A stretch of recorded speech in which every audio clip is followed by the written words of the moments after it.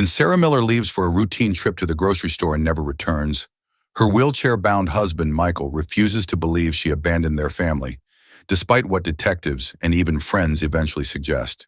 For 14 years, he raises their 3 children alone from his wheelchair, keeping her memory alive while the world moves on and the mystery of her disappearance grows cold. Then a shocking international news story reveals a mysterious substance with unique properties appearing across the globe, igniting recognition in Michael that will propel him and his now-grown children on a dangerous journey across continents to uncover a truth more incredible than they ever imagined. In this heart-pounding race against powerful forces that will stop at nothing to protect their secrets, a family fractured by absence will discover that neither disability nor time can weaken a father's determination or a mother's love. Quick pause before we begin. Write in the comments where you're listening to our stories from, and feel free to subscribe to our channel. It's free and you can always change your mind. Enjoy the story. The rain hammered against the windows of the Miller family home in Boston on the ordinary Tuesday when Sarah Miller vanished from their lives. Michael Miller checked his watch for the 5th time that evening, 8:42 p.m. Sarah was never this late without calling. His fingers hovered over his phone, hesitating to make what would be his 7th unanswered call. The wheels of his chair squeaked against the hardwood floor as he moved to the window, peering through the curtain of water at their empty driveway. "Dad, when's Mom coming home?" 10-year-old Emma stood in the doorway, clutching her science project. "She promised to help me with my molecular model tonight." "Soon, sweetheart," Michael answered, the lie bitter on his tongue. Something was wrong. Sarah, brilliant biochemist with her clockwork precision and unwavering responsibility, wouldn't simply forget to come home. By midnight, with the children finally asleep upstairs, Michael made the call to the police. The officer's voice carried the professional detachment that would become the soundtrack to their nightmare.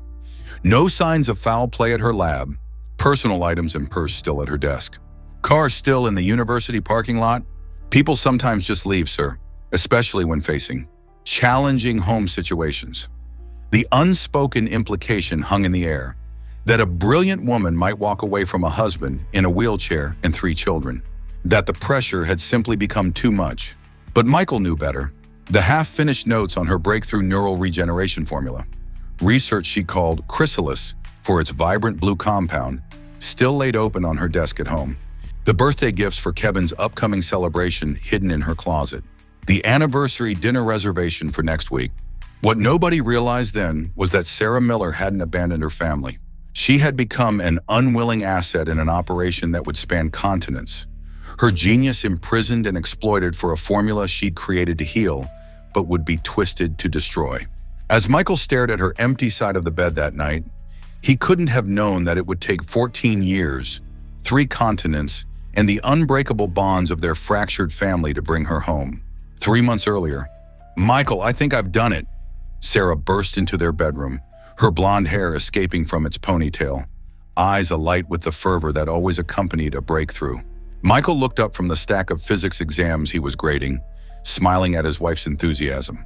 At 42, Sarah Miller still radiated the same passion for science that had captivated him when they were graduate students at MIT 20 years earlier. "The neural pathway regeneration? You've stabilized the compound?" Sarah nodded excitedly, perching on the edge of their bed. "The blue pigmentation was the key. It's not just a side effect, it's an indicator of molecular binding. When it turns that particular shade of cobalt, the compound achieves peak efficacy." Michael wheeled himself closer, taking her hands in his. Since the car accident 6 months ago that had left him paralyzed from the waist down, Sarah had thrown herself into her research with renewed urgency. The promise of neural regeneration wasn't just scientific ambition anymore. It was personal. "This could change everything," she whispered, suddenly serious. "Not just for you, but for millions. Spinal injuries, degenerative nerve diseases, even certain types of brain damage. Have you told anyone at the lab?" Sarah's expression shifted, caution replacing excitement. "No, not yet. There's something strange happening there. Funding inquiries that don't make sense. Visitors from pharmaceutical companies I've never heard of." She squeezed his hands. "I want to verify independently first. Make sure it's bulletproof before I submit anything officially." Michael knew his wife well enough to recognize her unease. "You think someone's trying to get ahead of your research? Or control it," she replied. "Do you know what a compound like this would be worth? Billions, potentially. And there are always people looking to exploit medical breakthroughs for profit rather than healing. Be careful, Sarah, he said, concern creasing his forehead. Some industries don't play by academic rules. She leaned forward to kiss him gently. Always am. Besides, I've got backup notes here at home. And the most critical components, she tapped her temple, are all up here. That had been their last conversation about Chrysalis. 2 weeks later, Michael's wheelchair caught on the edge of the carpet, sending him tumbling down the stairs of their Victorian home. The resulting hip fracture and additional complications had consumed their attention. Sarah had taken on everything: his care, the children, her research, the mounting medical bills, with determined efficiency. If she was worried about something at work, she never mentioned it again. Present day. It's been 48 hours and we're officially classifying Sarah Miller as a missing person, Detective Lowell informed Michael, seated across from him in their living room. The detective's notebook remained stubbornly empty. We've reviewed the security footage from the university. She left the building at 5:17 p.m., headed toward the parking lot, and then what? Then nothing. There's a blind spot in the camera coverage. She never appears on the next camera that would have captured her reaching her car. Detective Lowell shifted uncomfortably. Professor Miller, I have to ask, had your wife expressed any dissatisfaction with your marriage? Any signs of depression or unusual behavior? Michael's grip tightened on the armrests of his wheelchair. She didn't leave us. With all due respect, it happens more than you might think. The stress of caring for a spouse with disabilities, 3 children, financial pressures from medical bills, her career. Detective, Michael interrupted, his voice low but intense. My wife was working on a potentially revolutionary neural regeneration formula. If she disappeared, I'd look at who might benefit from her research before assuming she abandoned her family. This caught Lowell's attention. What kind of research exactly?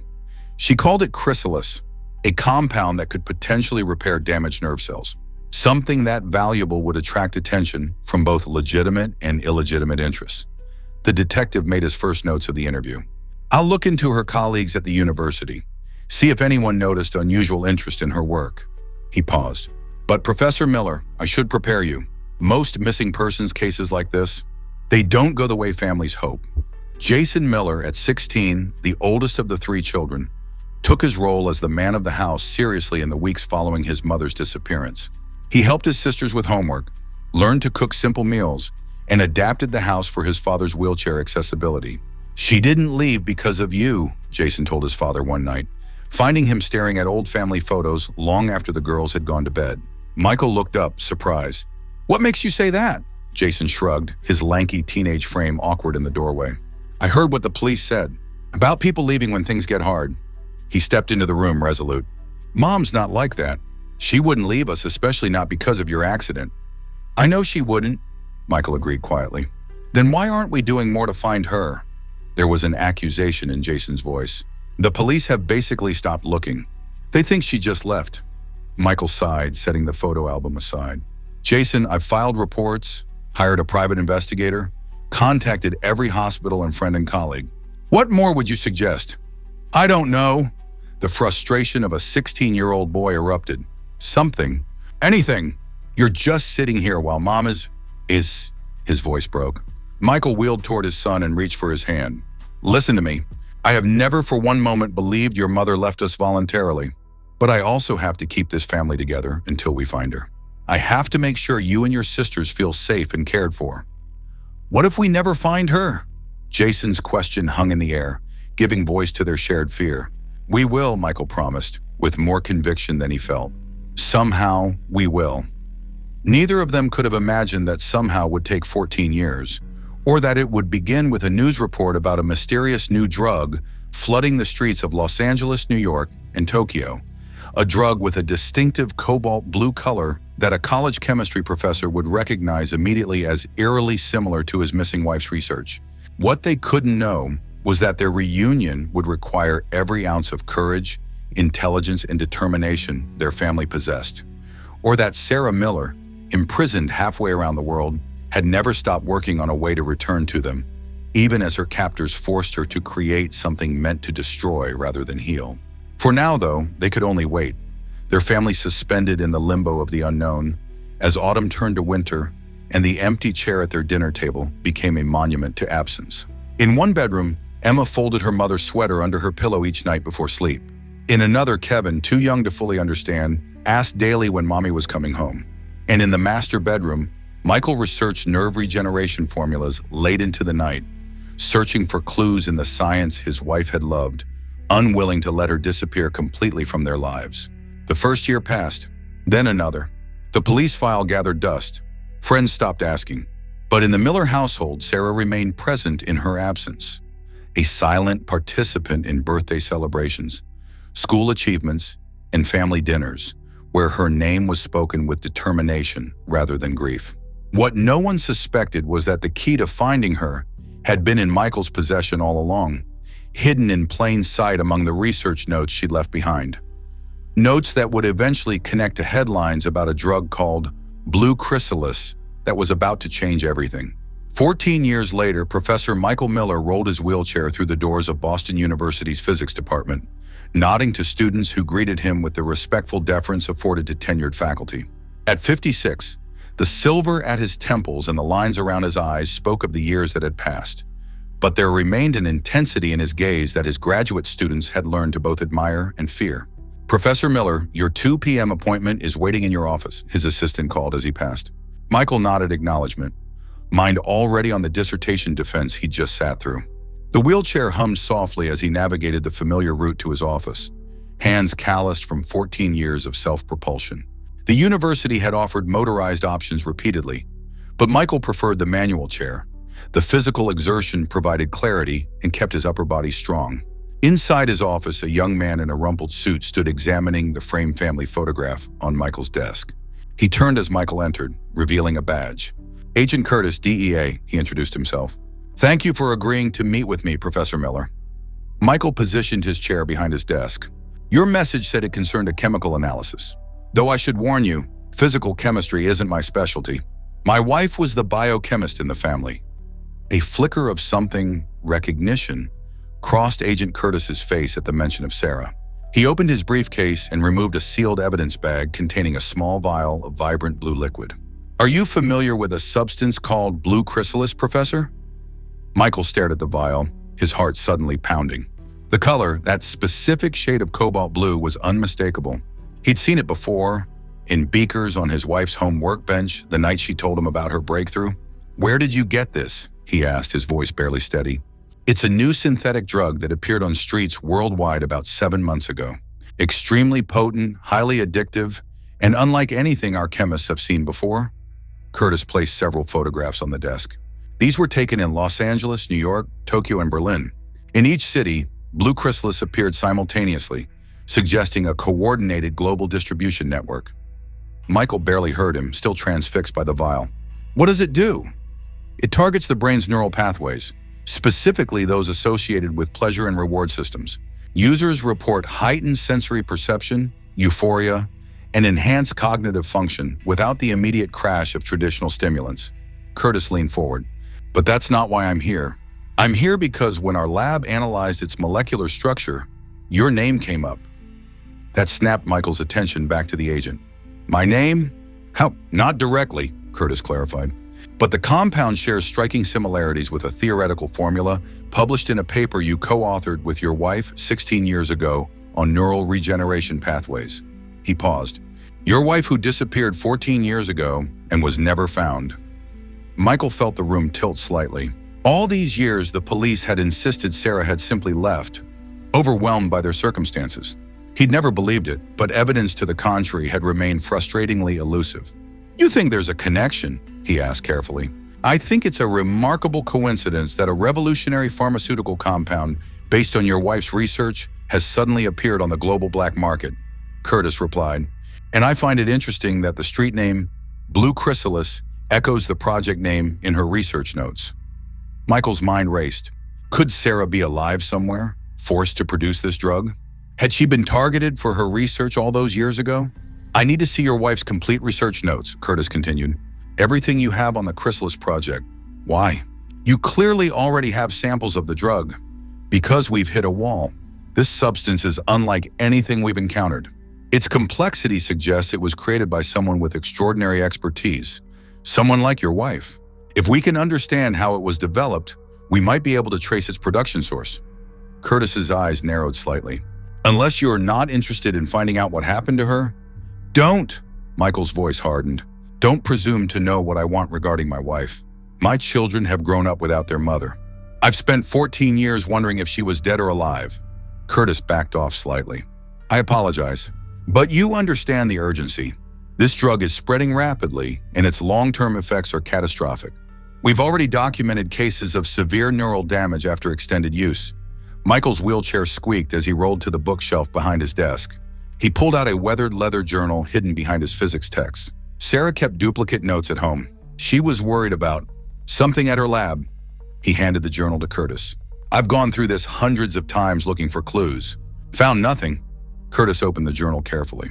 Sometimes it takes a fresh perspective, and sometimes we don't know what we're looking for until we see it. He flipped through several pages of molecular diagrams and chemical formulas. Professor Miller, would you be willing to consult with our forensic chemistry team? Your familiarity with your wife's work could prove invaluable. If it might lead to Sarah? Yes, Curtis nodded, closing the journal. There's one more thing you should know. 3 biochemists specializing in neuropharmaceuticals have disappeared in the past 5 years. All were working on compounds that share certain properties with blue chrysalis. Michael's hands tightened on his armrests. You think whoever took Sarah is still operating. We think whoever took the others might be the same entity that took her. And if that's the case, she could still be alive, Michael finished, the possibility both wonderful and terrible. 14 years of captivity, forced to use her brilliant mind to create something destructive rather than healing. The thought was almost unbearable. I should warn you, Curtis said, reading his expression. If she's been producing this drug under duress for 14 years, she might not be the same person you remember. She's my wife, Michael replied simply. However I find her, whoever she's become, she belongs with her family.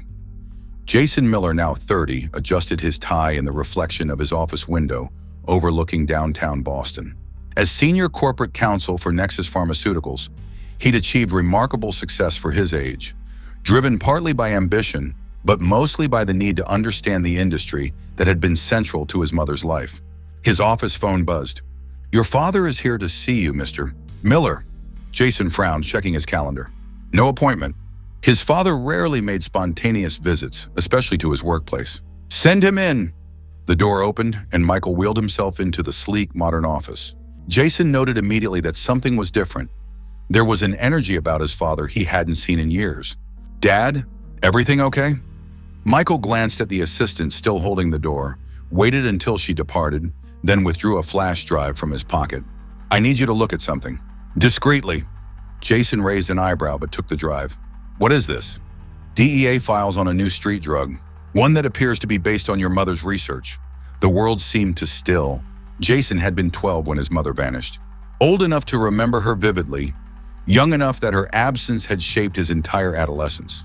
Unlike his sisters, who had gradually moved on, Emma, now a physician in Chicago, Kevin finishing college in California, Jason had channeled his unresolved grief into studying pharmaceutical law, driven by a subconscious hope of finding answers. Are you sure? He managed. Michael explained the DEA visit, the blue compound, the similarities to Sarah's work. Jason listened with growing disbelief, then without a word inserted the flash drive into his computer. Together, they reviewed Agent Curtis's files, chemical analyses, distribution patterns, known production facilities raided, all empty, as if recently abandoned, and suspected cartel connections. One detail caught Jason's attention. The primary distribution hub seems to be Hong Kong, with secondary operations in Singapore, Taiwan, and Malaysia. Michael nodded. Curtis mentioned that. Likely production is somewhere in Asia. Jason continued scrolling through documents, his legal mind cataloging relevant details. They've identified a possible corporate front, Eastern Horizon Pharmaceuticals, supposedly researching treatments for degenerative neural diseases. He looked up. That can't be a coincidence. No, Michael agreed. But after 14 years, what triggered this now? Why would they suddenly mass produce and distribute a drug based on Sarah's research? They've had her formula for years. Maybe they didn't, Jason said slowly, an idea forming. Maybe they had Mom, but not her complete formula. Maybe she's been holding something back all this time. Michael considered this. Sarah's brilliance had always been matched by her determination.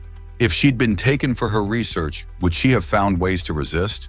To delay the completion of a formula she knew could be devastating if misused. If that's true, something changed recently, Michael said. Something that made them accelerate their plans. Before Jason could respond, his office phone buzzed again. Mr. Miller, your sister's calling. She says it's urgent. Jason frowned. Emma? Put her through. He activated the speakerphone. You're on with me and Dad. Emma's voice came through, tense and professional, the emergency room doctor evident in her clipped tones. I just treated a patient for an overdose of something called blue chrysalis. Dad, I recognize the molecular structure from Mom's research journals. I ran some independent tests and her voice caught. The core compound is identical to Mom's neural regeneration formula, but it's been modified, weaponized essentially. Michael and Jason exchanged startled looks. Emma, the DEA came to see your father today about the same drug, Jason explained. There's more, Emma continued. The patient had a business card in his wallet for Eastern Horizon Pharmaceuticals, with an address in Hong Kong. When I searched the company online, I found something strange. Their corporate logo, it's a stylized chrysalis. Blue. Jason was already typing, pulling up the company website. There it was, a sleek blue symbol reminiscent of a cocoon or chrysalis. Dad, Jason began, but Michael was already reaching for his phone. I'm calling Curtis. We need to move on this immediately. Move on what? Emma asked through the speaker. What's happening? Michael's voice took on a steely determination that his children hadn't heard since before Sarah's disappearance. We're going to find your mother. All of us. Together. What about Kevin? Jason asked. Call him, Michael instructed.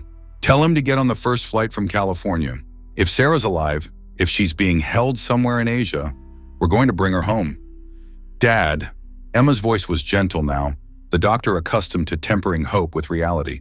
It's been 14 years. We need to prepare ourselves for the possibility that she's not the same, that she might be broken. Complicit? Michael finished. I don't care. If there's even a chance she's alive, I'll cross oceans to bring her back. As he spoke, an image caught his eye on Jason's computer screen. A news article about Eastern Horizon's CEO, Harvey Zhao, attending a pharmaceutical conference. Beside him stood a severe-looking Western man identified as Ronald Maxwell, head of research. Michael froze, the name triggering a distant memory.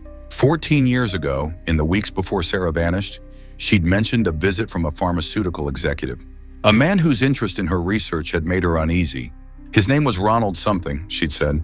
He asked questions that went beyond professional curiosity.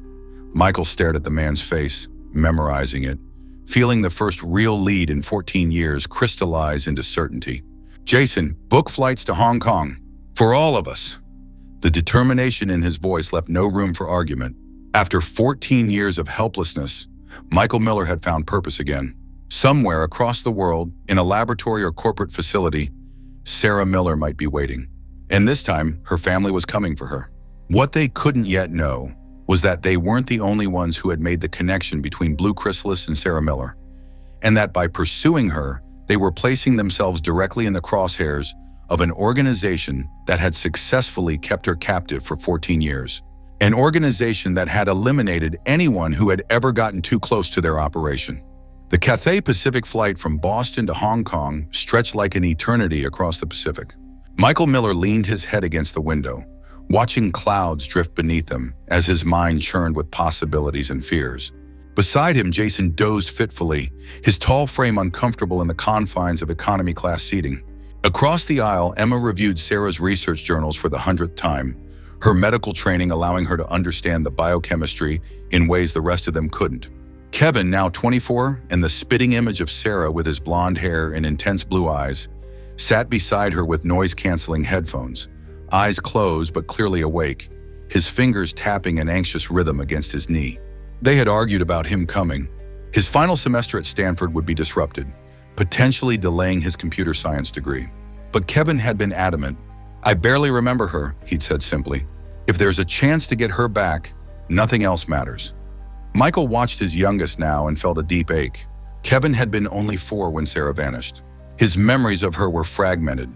The scent of her perfume, the sound of her laughter, bedtime stories about friendly molecules and brave atoms. The others had 14 years of memories to sustain them. Kevin had photographs and stories, and the hollow space where maternal love should have shaped his childhood. "You should try to sleep," Jason murmured, shifting in his seat. "It's going to be intense once we land." Michael nodded but knew sleep would elude him. Agent Curtis had arranged for local DEA contacts to meet them, providing support while maintaining official distance.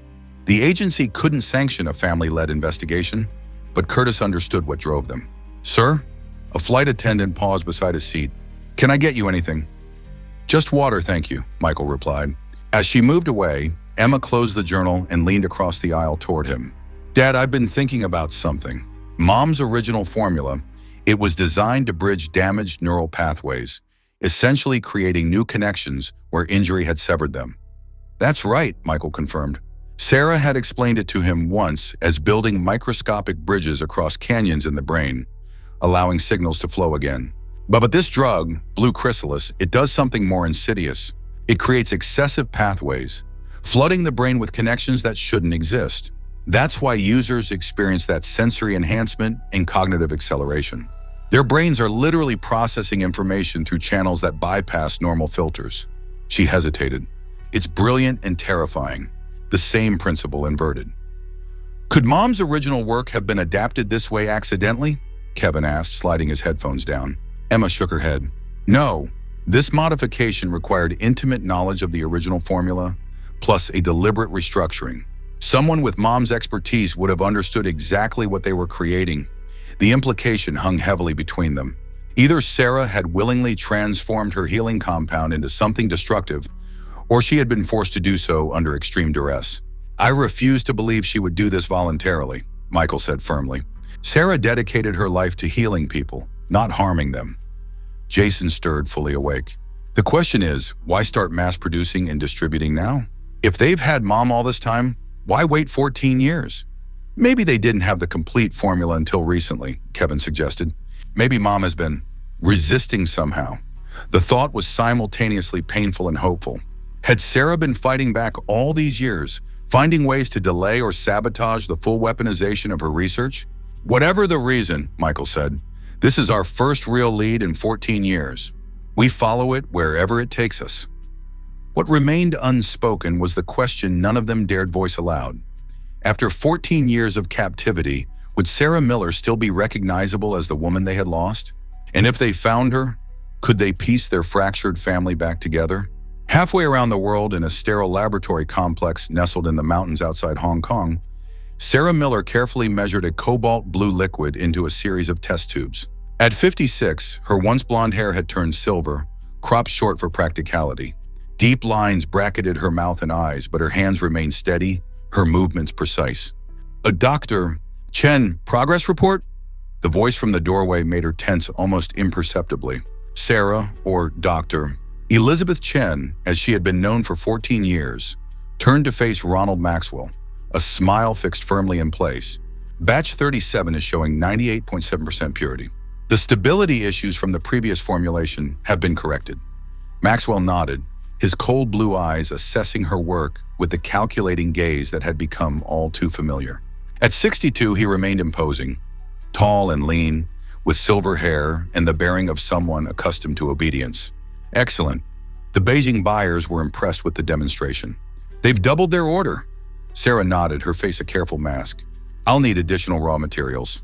The current supply won't accommodate expanded production." "Already arranged. Harvey is handling the logistics." Maxwell stepped further into the laboratory, lowering his voice. "Elizabeth, after 14 years, I'd have thought we'd move beyond these little games." Sarah's pulse quickened, but her expression remained neutral. "I don't know what you mean." Maxwell picked up one of the test tubes, holding it to the light. "Our monitoring system detected an unauthorized access to your terminal last night. Something about molecular degradation patterns?" He set the tube down precisely. "You know how important security is to our operation." "I was running projections on long-term stability," Sarah replied smoothly. "Standard protocol for quality control." Maxwell didn't sound convinced. "Just remember our arrangement, Elizabeth. Your cooperation ensures your family's safety." "That hasn't changed." The familiar threat made her stomach clench with the same fear she'd felt for 14 years. The photographs that arrived regularly, Michael in his wheelchair at university functions, Jason in front of his law office, Emma in her white coat outside Chicago Memorial Hospital, Kevin on Stanford's campus, served as constant reminders of what she stood to lose if she defied them. I understand perfectly, Ronald. I always have. Good. He moved toward the door, pausing briefly. Oh, and we're relocating you to the Singapore facility next week. Pack only essentials. Sarah's careful composure nearly slipped. Singapore?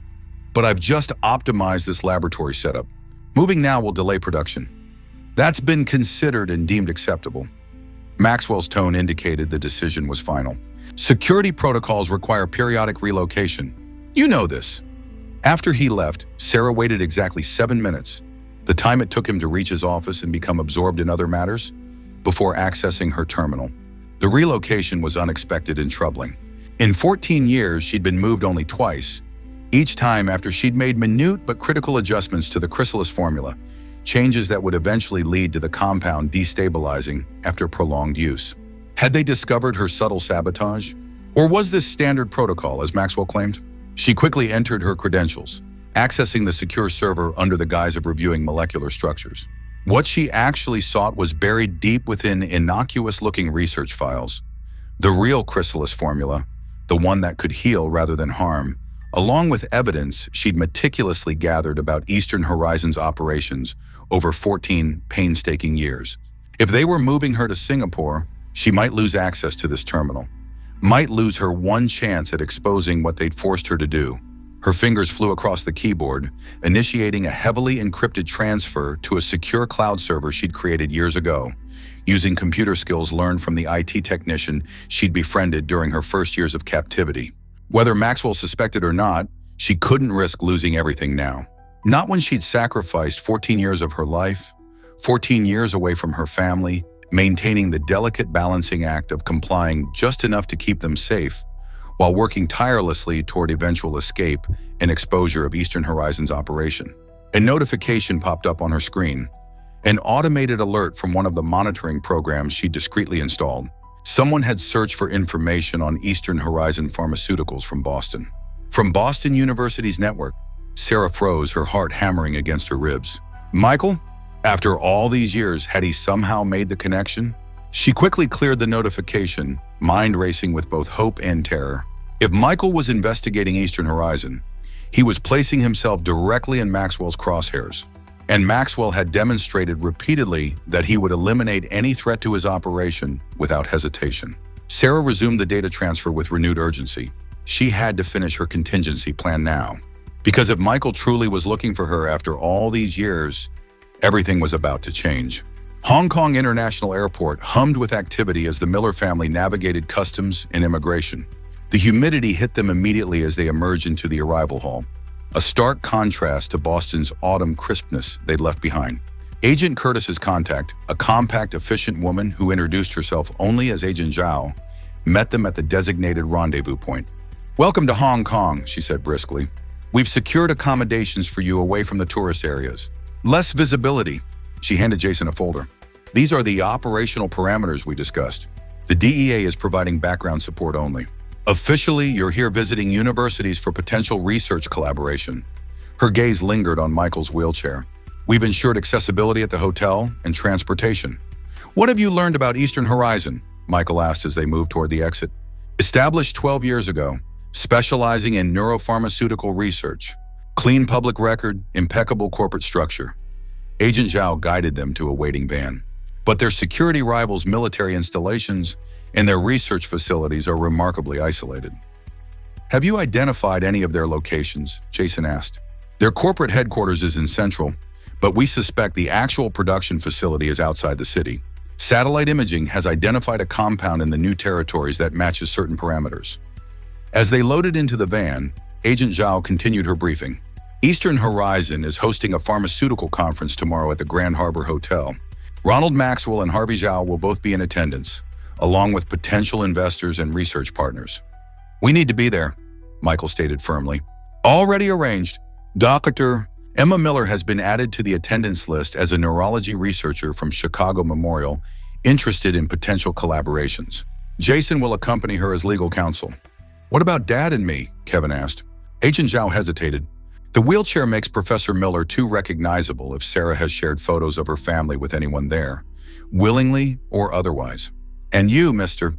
Miller, bear a striking resemblance to your mother. Your presence might trigger recognition. Kevin started to protest, but Michael placed a hand on his arm.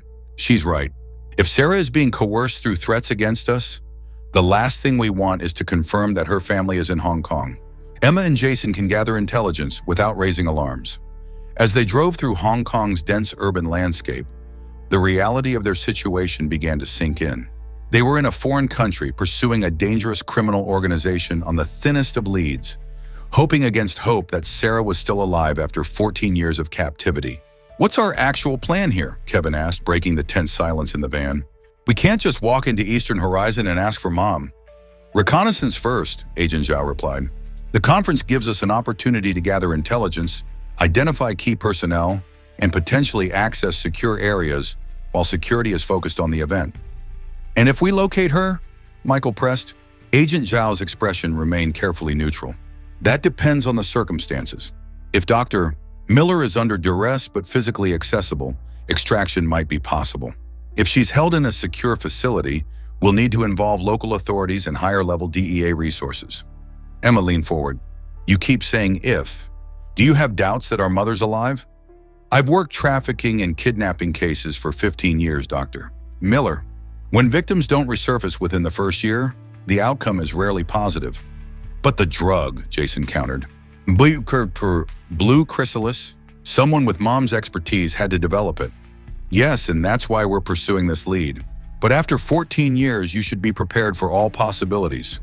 The van turned onto a less congested street, heading toward the outskirts of the city. Through the window, Michael watched Hong Kong's spectacular skyline give way to more modest developments and then lush mountainous terrain. Somewhere in this sprawling metropolis or its surrounding areas, Sarah might be living, breathing, working. The thought was simultaneously exhilarating and terrifying. "Agent Zhao," he said quietly, "I appreciate your professional caution, but I've spent 14 years believing my wife is alive. I'm not stopping now." The agent met his gaze in the rearview mirror, something softening briefly in her expression. "Then let's find her, Professor Miller." Their hotel was modest but secure, located in a residential neighborhood away from tourist areas. Once settled, they gathered in Michael's room to develop their strategy. "The conference starts at 9 a.m. tomorrow," Jason said, reviewing the materials Agent Zhao had provided. "Emma and I will attend as planned. Eastern Horizon is unveiling a new breakthrough neural pathway treatment, undoubtedly a legitimate version of whatever Blue Chrysalis does. We need to access their research database," Kevin said, opening his laptop. "If Mom is working for them, there should be digital fingerprints, her coding style, documentation patterns." Mom always nested her comments in a specific way. "Can you hack into their system?" Emma asked. Kevin's fingers paused over the keyboard. "Possibly, but corporate pharmaceutical security is tight, and if they're running an illegal operation on the side, it'll be even more fortified." Michael rolled his wheelchair to the window, looking out at the unfamiliar city. "We need to be careful. If Eastern Horizon realizes we're searching for Sarah, they might move her or worse." The unspoken worse hung heavily in the room. For 14 years, they had lived with uncertainty. Now, actively pursuing the truth, they faced the possibility that their search might place Sarah in greater danger. Jason joined his father at the window. "We'll be careful, but we need to act decisively. If they're relocating to Singapore next week as our intelligence suggests, this might be our only opportunity." "I can place tracking devices on Maxwell and Zhao during the conference," Emma suggested. "DEA issued virtually undetectable. And I'll focus on network penetration," Kevin added. "If I can access their internal communications, we might find direct evidence of Mom's location." Michael turned from the window, surveying his children with a mixture of pride and concern. They had grown into remarkable adults during Sarah's absence. Resourceful, determined, cohesive despite the fracture at the center of their family. Whatever happened in the coming days, he was grateful they faced it together. "Remember," he said, "our priority is finding your mother. Not confrontation, not revenge. We locate her, determine her situation, and then bring in official support as needed." They nodded their agreement, though Michael noticed the hard set of Jason's jaw, the slight narrowing of Emma's eyes. Their professional veneers, Jason the corporate lawyer, Emma the composed physician, couldn't completely mask the emotional undercurrents of this mission. 14 years of wondering, of unanswered questions, of missed birthdays and achievements in family gatherings had left its mark on each of them. "Get some rest," Michael advised. "Tomorrow we start bringing her home." Sarah Miller couldn't sleep. The relocation order had triggered a hypervigilance she couldn't shake. 14 years of captivity had taught her to read the subtle shifts in Eastern Horizon's operations, and something felt different this time. Her room, comfortable but unmistakably a gilded cage, overlooked the compound's central courtyard. At nearly 2 a.m., the facility should have been quiet, yet she observed increased security patrols, additional guards positioned at key access points. She moved away from the window and returned to her desk, where a single photograph sat in a silver frame, the only personal item she'd been allowed to keep when they took her. It showed her family at Jason's high school graduation, all of them smiling, unaware that within months their lives would be shattered. Sarah touched Michael's face in the photograph, wondering how the years had changed him. The surveillance photos Maxwell provided periodically showed him from a distance. At university functions, grocery shopping, occasional outings with the children. But they revealed nothing of his spirit, of how he'd coped with both her disappearance and his disability. A soft knock at her door startled her. At this hour, it could only be one person. "Come in, Lynn," she called quietly. The door opened to reveal a petite Chinese woman in her 40s. Dr. Lin Mei Hua, the only person in 14 years whom Sarah might cautiously consider a friend. Like Sarah, Lin was kept at Eastern Horizon through coercion, her family in mainland China under constant surveillance. "They're accelerating the Singapore transfer," Lin whispered without preamble. "Day after tomorrow, not next week." Sarah felt her blood run cold. "Why?" "Security concerns. I overheard Maxwell talking with Zhao." Lin glanced nervously at the door. "Sarah, they mentioned Boston. And a professor." The room seemed to tilt momentarily. "Michael, it had to be. Did they say anything else? Names? Specific concerns?" Lin shook her head. "Just that preventative measures were being implemented. Sarah, if they suspect your family's investigating..." "I know." The implication was clear. Maxwell's definition of preventative measures typically involved elimination of threats. If Michael was in danger, Sarah needed to act immediately, not in 2 days. She made a swift decision. "Lynn, I need your help. Tonight." Lynn's eyes widened with alarm. "You can't be thinking of..." "I have evidence," Sarah interrupted, keeping her voice low. 14 years of documentation on everything Eastern Horizon has done. The kidnappings, the forced research, the distribution networks for Blue Chrysalis. Everything needed to dismantle their entire operation. She gripped Lynn's hands. "But I need to get it out of the system and to the authorities before they move me. The monitoring software, I can bypass it temporarily. I've been preparing for years. But I need a distraction in the main security hub." Sarah held Lynn's gaze. "Help me, and we both get our families back." Lynn wavered visibly, fear battling with desperate hope. "What do you need me to do?" Sarah quickly outlined her plan. Years of careful observation had revealed patterns in the security protocols, vulnerabilities in the monitoring systems. With Lynn creating a diversion, a controlled chemical reaction in her laboratory that would trigger alarms without causing actual harm, Sarah would have approximately 7 minutes to access the secure server and complete the data transfer she'd begun earlier. "Once the information is uploaded to my secure server, it will automatically forward to several international law enforcement agencies," Sarah explained. "Even if they catch us, the evidence will be beyond their control." Lynn looked terrified but resolute. "If we're caught, they'll kill us, or worse, retaliate against our families. If we do nothing, I'll be moved to Singapore. Michael might be walking into a trap, and we'll remain prisoners for however long Eastern Horizon finds us useful." Sarah squeezed Lynn's hands. "I've been compliant for 14 years to protect my family. But if they're in danger anyway, compliance no longer serves its purpose." After a long moment, Lynn nodded. 3 hours. "When the guard rotation changes, I'll set off the alarms."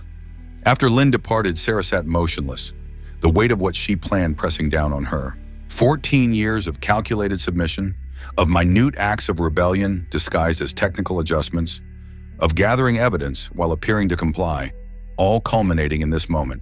She thought of Michael and the children, how Jason would be 30 now, Emma 28, Kevin 24, adults with lives she knew nothing about beyond the sanitized glimpses Maxwell provided. Would they forgive her absence? Would they understand the choice she had made to protect them by staying away? Those questions would have to wait. First, she needed to ensure their safety, expose Eastern Horizon, and, if fortune finally favored her, find her way back to them. If Michael truly was in Hong Kong, perhaps their separation was nearing its end. Sarah opened the false bottom of her desk drawer, removing the small device she'd painstakingly assembled from components smuggled from the electronics lab. When connected to her terminal, it would execute the bypass protocol she'd developed, creating a 7-minute window during which her activities would be masked from the monitoring system. Everything hinged on timing, on lens diversion, on the predictability of the security team's response protocols. If anything deviated from the expected pattern, they would both be caught. But after 14 years of captivity, of using her brilliant mind to create a substance that harmed rather than healed, the prospect of failure seemed less terrifying than the certainty of continued imprisonment. Sarah checked the time, 2:17 a.m., less than 3 hours until their plan would be set in motion. She closed her eyes briefly, allowing herself to imagine, for the first time in 14 years, the possibility of freedom, of seeing Michael and their children again, of reclaiming her identity, her life, her family. Then methodically, she began her preparations. Because beyond the hope of reunion lay a more immediate imperative. If Michael was indeed in Hong Kong investigating Eastern Horizon, his life was in imminent danger. And Sarah Miller had already lost 14 years with her family. She would not lose them permanently to Ronald Maxwell's preventative measures. As the hours ticked down toward the guard rotation, Sarah felt a strange calm descend. After 14 years of waiting, of calculating, of enduring, the moment of action had finally arrived.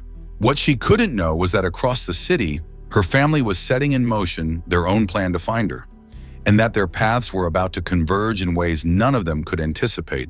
Morning broke over Hong Kong with a hazy brilliance, the city's iconic skyline emerging from dawn mist as the Miller family prepared for their respective missions. In Emma and Jason's hotel room, Agent Zhao provided final equipment checks, miniature tracking devices, concealed communication systems, tiny cameras disguised as accessories. Remember observation only, she emphasized, particularly to Jason, whose controlled intensity concerned her. If you identify Sarah Miller or uncover concrete evidence of her location, report back immediately. Do not attempt independent action. In Michael and Kevin's room, a different kind of preparation was underway. While unable to attend the conference without risking recognition, they would establish a remote operations center from their hotel suite. I've gained peripheral access to the hotel's security network, Kevin explained, his laptop displaying multiple camera feeds from the Grand Harbor Hotel where the conference would take place. Not Eastern Horizon's internal systems yet, but I can monitor public areas, track Emma and Jason's movements. Michael nodded approval, watching his youngest son work with practiced efficiency.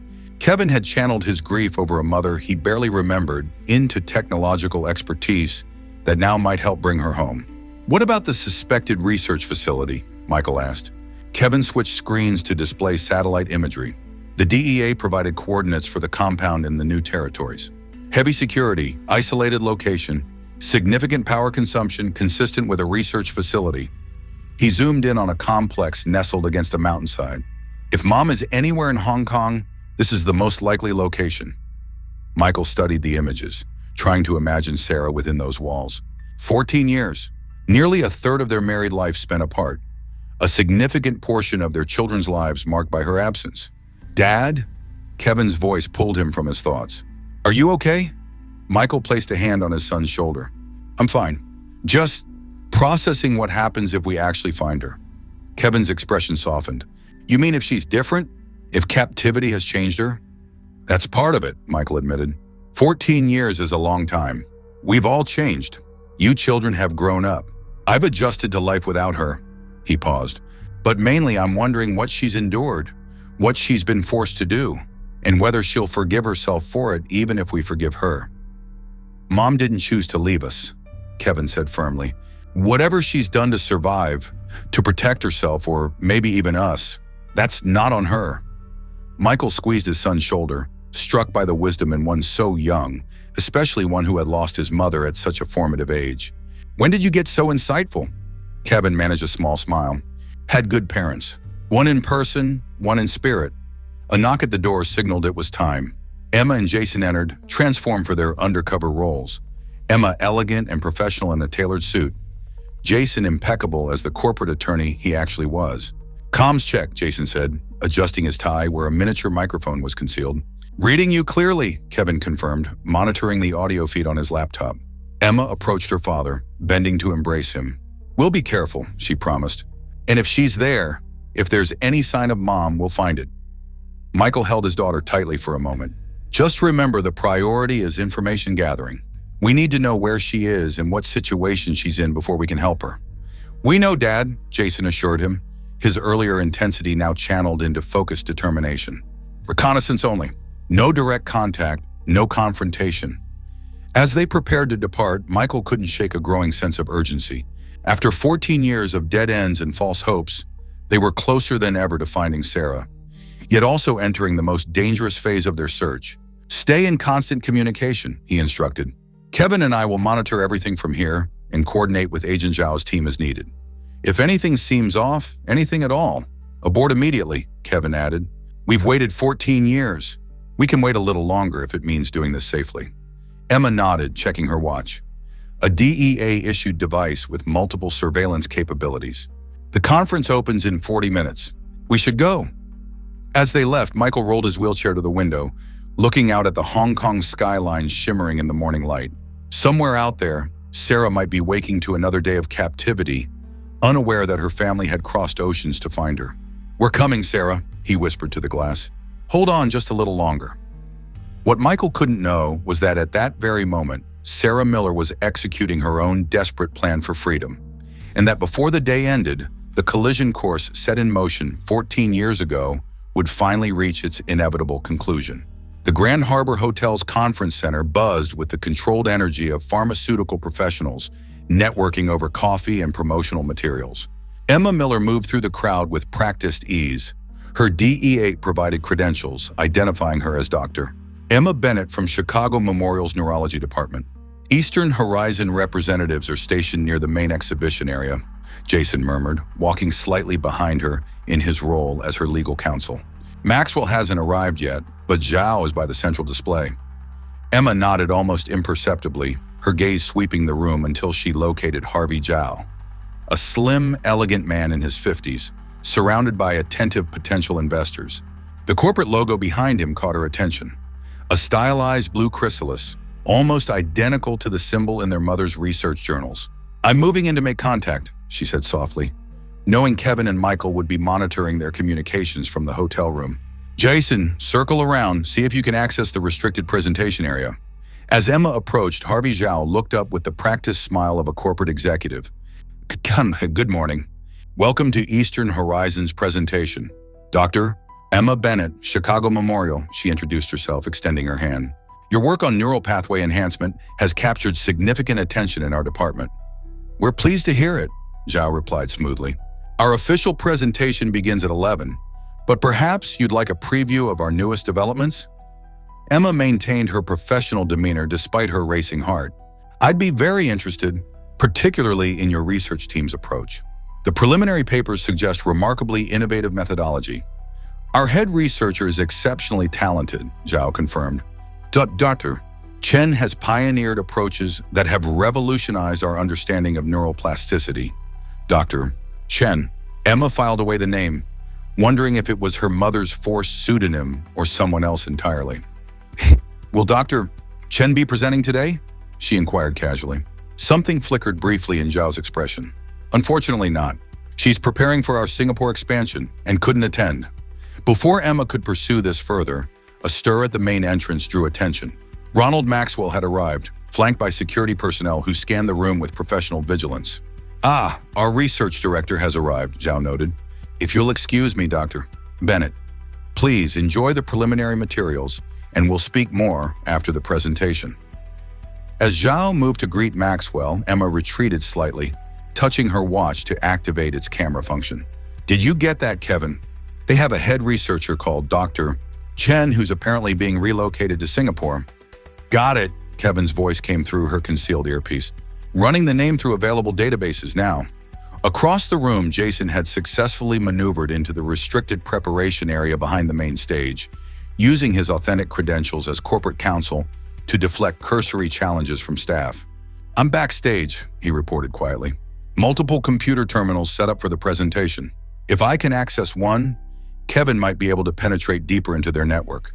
Be careful, Michael's voice joined the conversation. Security is tight around Maxwell, at least 4 personnel with concealed weapons.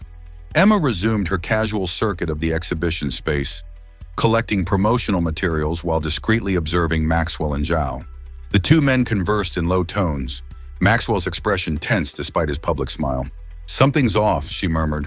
Maxwell seems agitated. They keep checking their phones.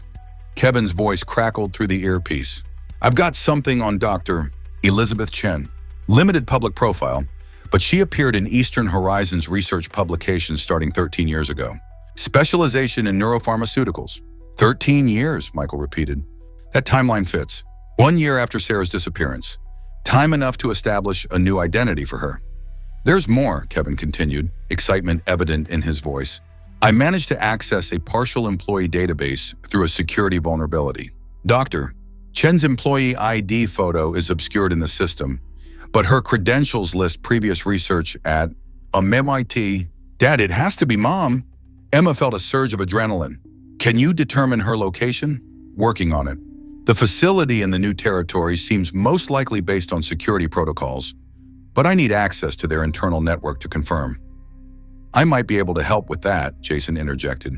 I've located an unattended terminal. If I can connect Kevin's bypass device, do it, Michael instructed. But maintain cover. If this Dr. Chen is Sarah, we need to locate her precisely before making any move. As Jason carefully attached the small device Kevin had provided to the terminal's USB port, Emma continued her surveillance of Maxwell and Zhao. Their agitation seemed to be growing, with Maxwell now engaged in what appeared to be a tense phone conversation.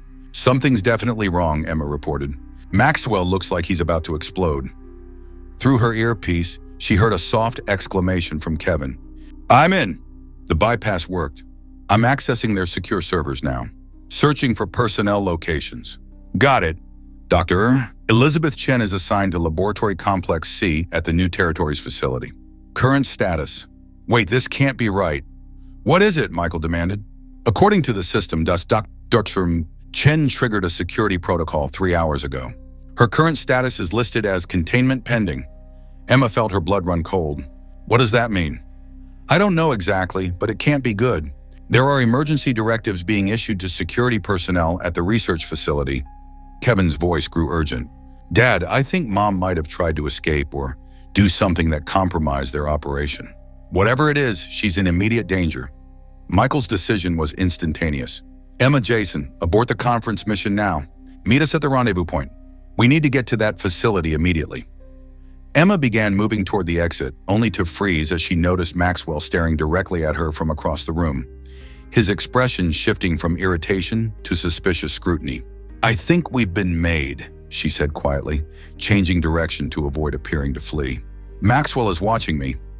Use the emergency exit near the exhibition hall. Agent Zhao's voice joined the conversation. My team will create a diversion. As if on cue, a shrill alarm sounded, followed by an announcement regarding a security concern that required evacuation of the conference center. In the ensuing confusion, Emma slipped toward the designated exit. Jason's voice came urgently through the comms. Emma, get out now! I just overheard security personnel. They've identified us as Miller family members. Somehow they know who we are. Emma quickened her pace, heart pounding as she navigated through confused conference attendees. Just as she reached the emergency exit, a firm hand grasped her arm. A doctor. Bennett, Maxwell said, his voice coldly polite despite the chaos around them. Or should I say, Dr. Miller? Your mother has been expecting you. 3 hours earlier, Sarah Miller had been poised at her computer terminal, watching the time display with laser focus. In exactly 47 seconds, Lynn would trigger the chemical diversion in Laboratory B, creating the window Sarah needed to execute her data transfer and alert the authorities to her location and situation. 14 years of captivity, of forced research, of separation from her family, all potentially ending with this desperate gambit. The alarm blared right on schedule, red emergency lights flashing throughout the complex. Sarah immediately connected her bypass device and began the process, fingers flying across the keyboard as she initiated the comprehensive data transfer she'd prepared over years of careful planning. security protocols, research data, personnel files, distribution networks for Blue Chrysalis, evidence of kidnapped scientists, financial transactions, everything needed to dismantle Eastern Horizon's entire operation streamed to her secure server. 5 minutes into the 7-minute window, a progress bar indicated 83% completion when the laboratory door burst open. Sarah didn't need to look up to know who had entered. "I'm disappointed, Elizabeth," Ronald Maxwell said, his voice almost conversational despite the circumstances. 14 years of compliance only to attempt something so predictable. Sarah continued typing, determined to complete the transfer. "You were moving me to Singapore. I had nothing to lose." "On the contrary," Maxwell moved closer, signaling to the security personnel flanking him. "You had your family's continued safety to lose. A guarantee that now expires." Sarah's fingers froze on the keyboard. "What have you done?" "Nothing yet. But your husband and children have made it remarkably easy by coming to Hong Kong." Maxwell smiled thinly at her shocked expression. "Yes, they're here, apparently investigating Blue Chrysalis. Your son Jason is quite the corporate attorney, and Emma has become an impressive physician. As for young Kevin, his cybersecurity skills nearly rivaled yours." Terror unlike anything Sarah had felt in 14 years coursed through her. "If you harm them, you'll what?" Maxwell's voice hardened. "You've already played your hand, Sarah. The only question now is whether your family joins you in captivity or meets a more permanent end." Sarah's mind raced. The data transfer had reached 91%. If it completed, if the information reached the authorities, there would be a chance, slim perhaps but real, that international law enforcement could intercept Maxwell's plans before her family was harmed. "They know nothing," she said, stalling. "They're just looking for me. And they're about to find you, though perhaps not as they hoped." Maxwell checked his watch. "In fact, 2 of them are attending our conference presentation as we speak. The other 2 are at their hotel, attempting to hack into our systems." His smile returned. "Your son is talented, but our cybersecurity detected his intrusion almost immediately." Sarah felt sick. After 14 years of protecting her family through compliance, they were now walking directly into Maxwell's trap. "What do you want?" she asked, though she already knew the answer. "Complete cooperation. No more sabotage of the formula. No more hidden adjustments that cause the compound to degrade. Your full brilliance applied to our objectives." Maxwell's eyes narrowed. "Do that, and your family lives, here with you under our supervision. Resist in any way, and they die, starting with your husband." The data transfer reached 98%. "Just a few more seconds. I need proof they're unharmed," Sarah demanded, fighting to keep her voice steady.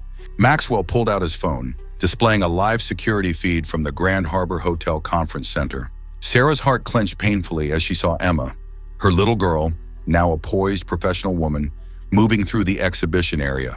And Jason, so like his father, tall and serious in an impeccable suit. "As you can see, they're perfectly fine. For now." Maxwell pocketed the phone. "Security teams are in position. 1 word from me and they'll be taken or eliminated. Your choice." The transfer completed with a soft chime. Wherever her family was, whatever danger they face, Sarah had just released enough evidence to bring down Eastern Horizon's entire operation. If that evidence reached the right people in time. "I'll cooperate," she said, meeting Maxwell's gaze steadily. "But I want to see them. All of them. Today." "That can be arranged." Maxwell gestured to the security team. "Take Sudhakar. Chen to containment room A. Full protocol. No communications access." As the guards moved to escort her, Sarah noted Maxwell already on his phone, issuing rapid instructions that undoubtedly concerned her family. She had perhaps hours at most before Maxwell would bring Michael and their children to the facility, either as leverage to ensure her continued cooperation or as fellow prisoners. Unless her data transfer succeeded in alerting authorities first, unless by some miracle, 14 years of meticulous planning and 1 desperate gamble paid off before Maxwell's forces could reach her family. Sarah allowed herself to be led away, her expression revealing nothing of the turmoil within. She had done everything possible to protect her family from afar for 14 years. Now with them so close yet in terrible danger, she could only hope it had been enough. Michael Miller's hotel room had transformed into a crisis command center, with Kevin coordinating with Agent Zhao, while Michael reviewed satellite imagery of the research facility where they believed Sarah was being held. "Eastern Horizon's security has been activated facility-wide," Kevin reported, eyes fixed on his multiple screens.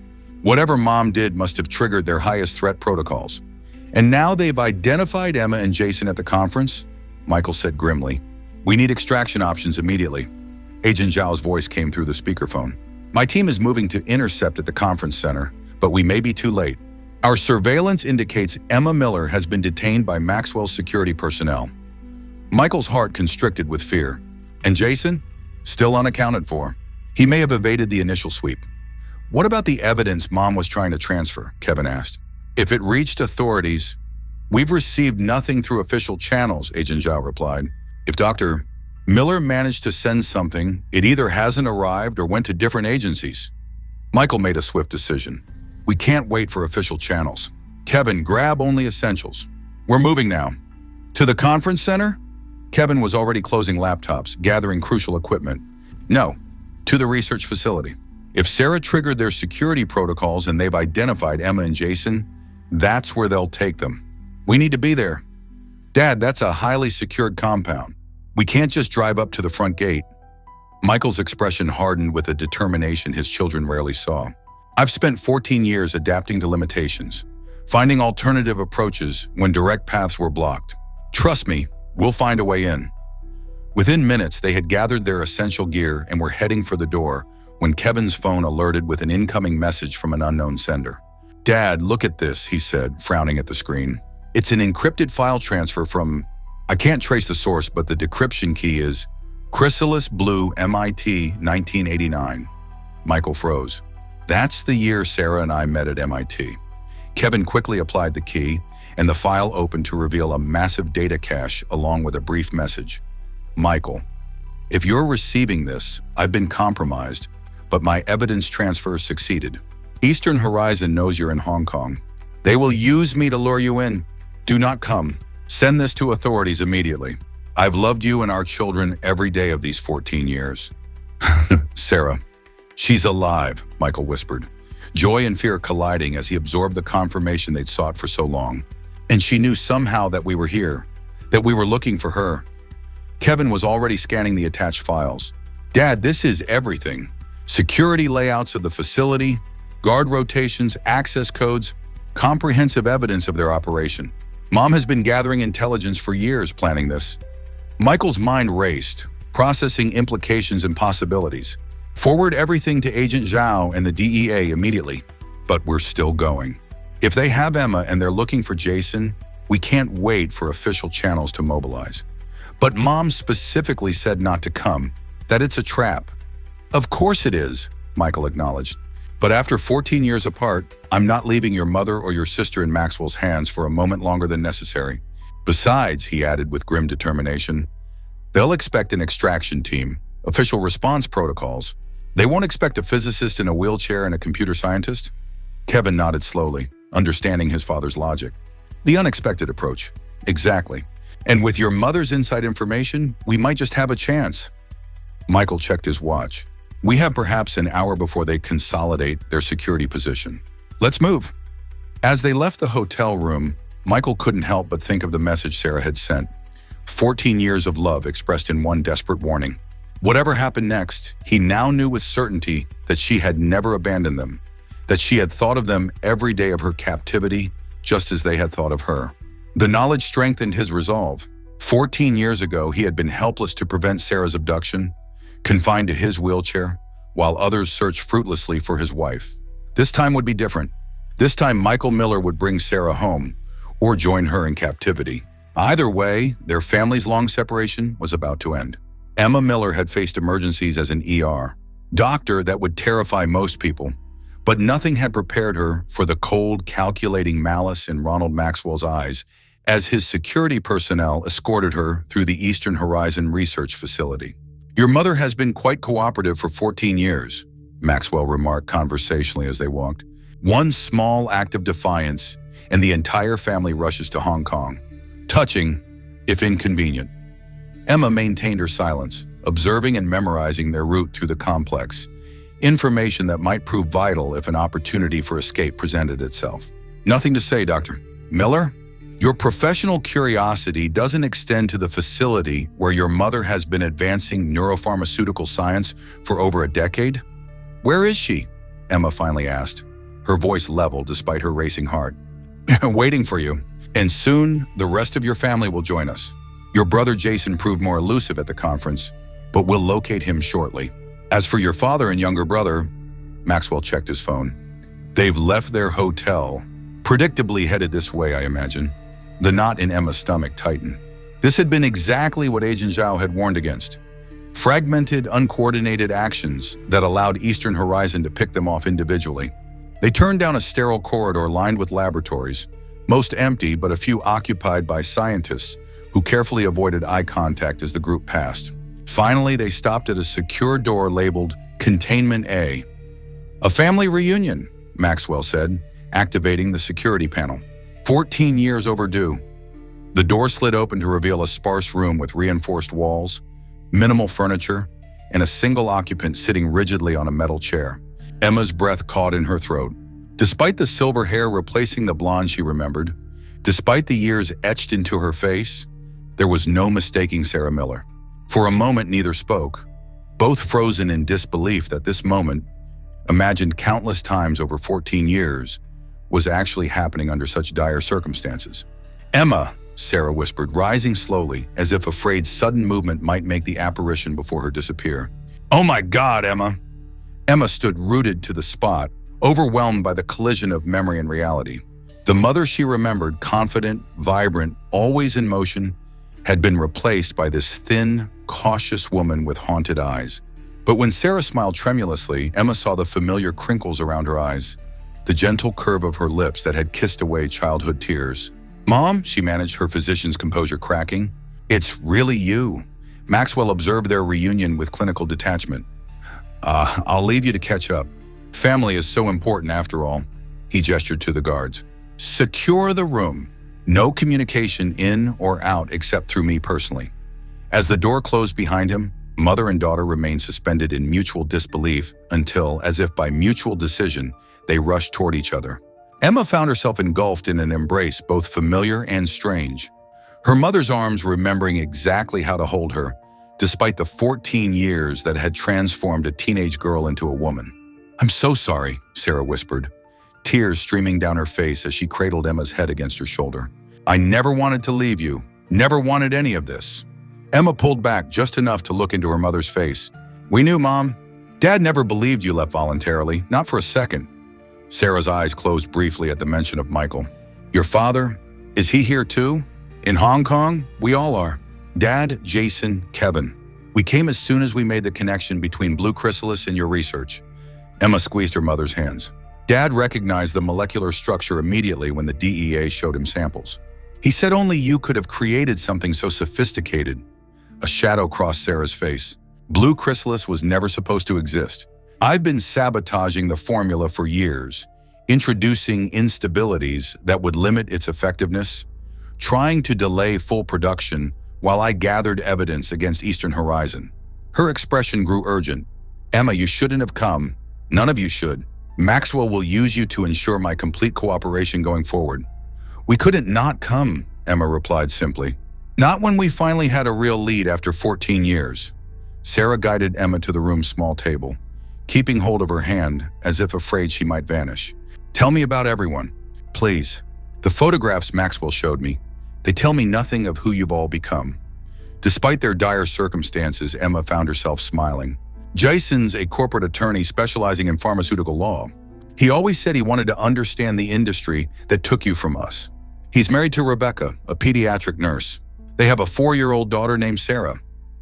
I'm a grandmother? Sarah's voice broke with mingled joy and grief for all she had missed. Emma nodded. Little Sarah is brilliant and stubborn, completely your granddaughter. And Kevin, he's finishing his computer science degree at Stanford. Genius-level programming skills. He was only 4 when you disappeared, so his memories of you are fragmented, but he's never stopped trying to piece them together. And your father? Sarah asked softly, her eyes filled with both longing and fear for the answer. Still teaching physics at Boston University. Still the most brilliant mind in the room, though he'd never admit it. Emma squeezed her mother's hand. He never remarried, never even dated as far as we know. He kept your research journals, your unfinished papers. Completed some of them himself in your absence.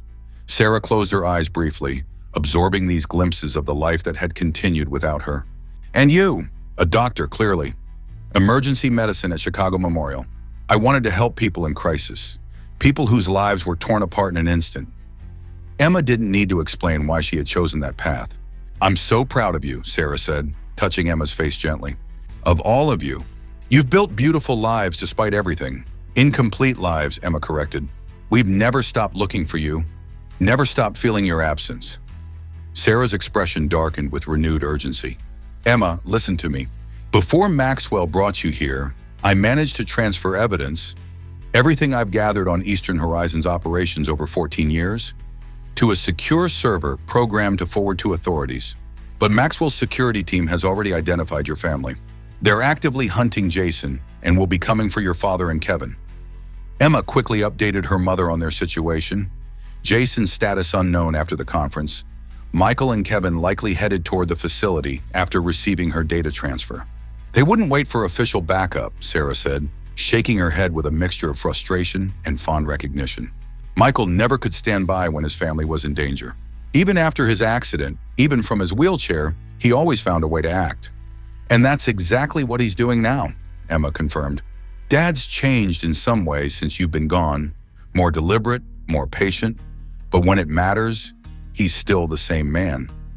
Sarah pressed her hands against her eyes, clearly struggling to maintain focus through the emotional overwhelm. If they're coming here, we need to be ready.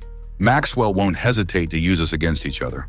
The moment he has all of us in custody, our leverage disappears completely. Emma recognized the shift in her mother's demeanor, from the emotional reunion to the strategic assessment of their situation.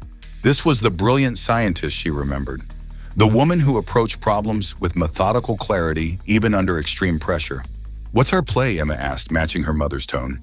Sarah leaned closer, lowering her voice despite the room's apparent emptiness.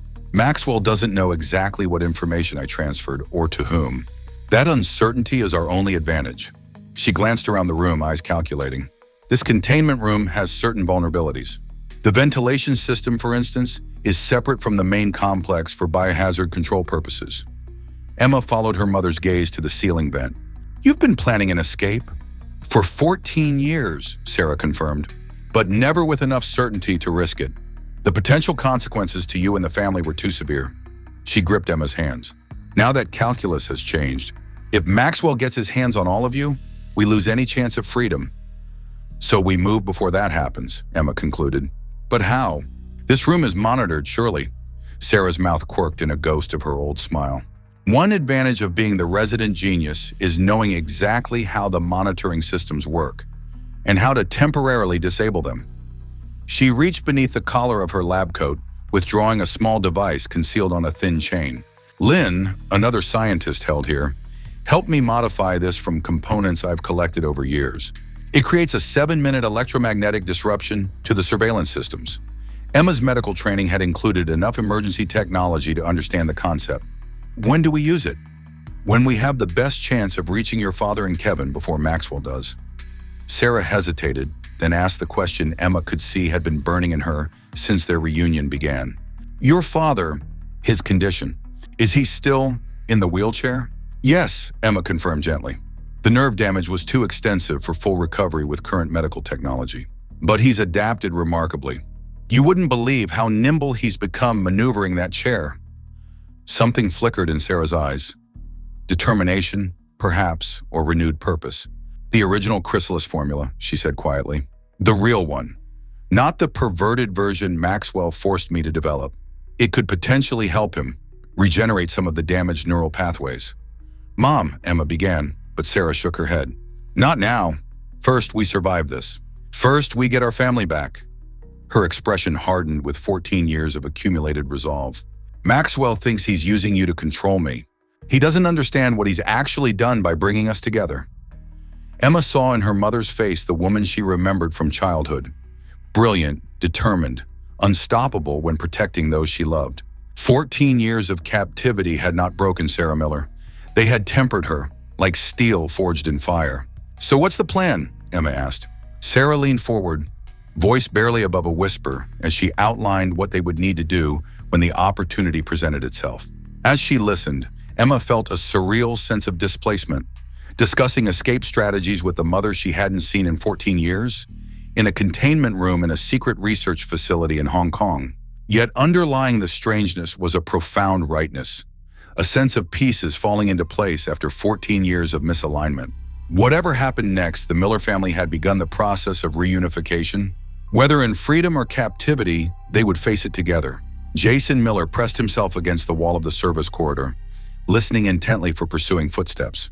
After narrowly avoiding capture at the conference center, he had used the emergency evacuation chaos to slip away. But Eastern Horizon's security personnel were still actively searching the building. His earpiece had gone silent, communications likely compromised, leaving him isolated and uncertain of Emma's status or his father and Kevin's location. Standard protocols would direct him to the predetermined extraction point, but instinct told him that would be the first place Maxwell's people would look. His phone vibrated with an incoming message. Cautiously, he checked the screen to find a text from an unknown number. East Service Entrance. Black van. 2 minutes. Agent Zhao. Jason weighed his options swiftly. Could be legitimate. Could be a trap. But remaining in the building with security closing in offered diminishing chances of escape. He navigated the service corridors using the hotel's kitchen and staff areas to avoid the main halls where security would be concentrated. As he approached the East Service entrance, he spotted the black van idling just outside, engine running. Taking a deep breath, Jason pushed through the door and sprinted toward the vehicle. The side door slid open to reveal not Agent Zhao, but Kevin. "Get in," his younger brother urged. Quickly, Jason dove into the van, which accelerated immediately, doors barely closed. At the wheel was a stone-faced Agent Zhao with Michael in the passenger seat, wheelchair folded behind him. "Emma?" Jason asked immediately, scanning the van's interior. Michael's expression confirmed his fears before words were necessary.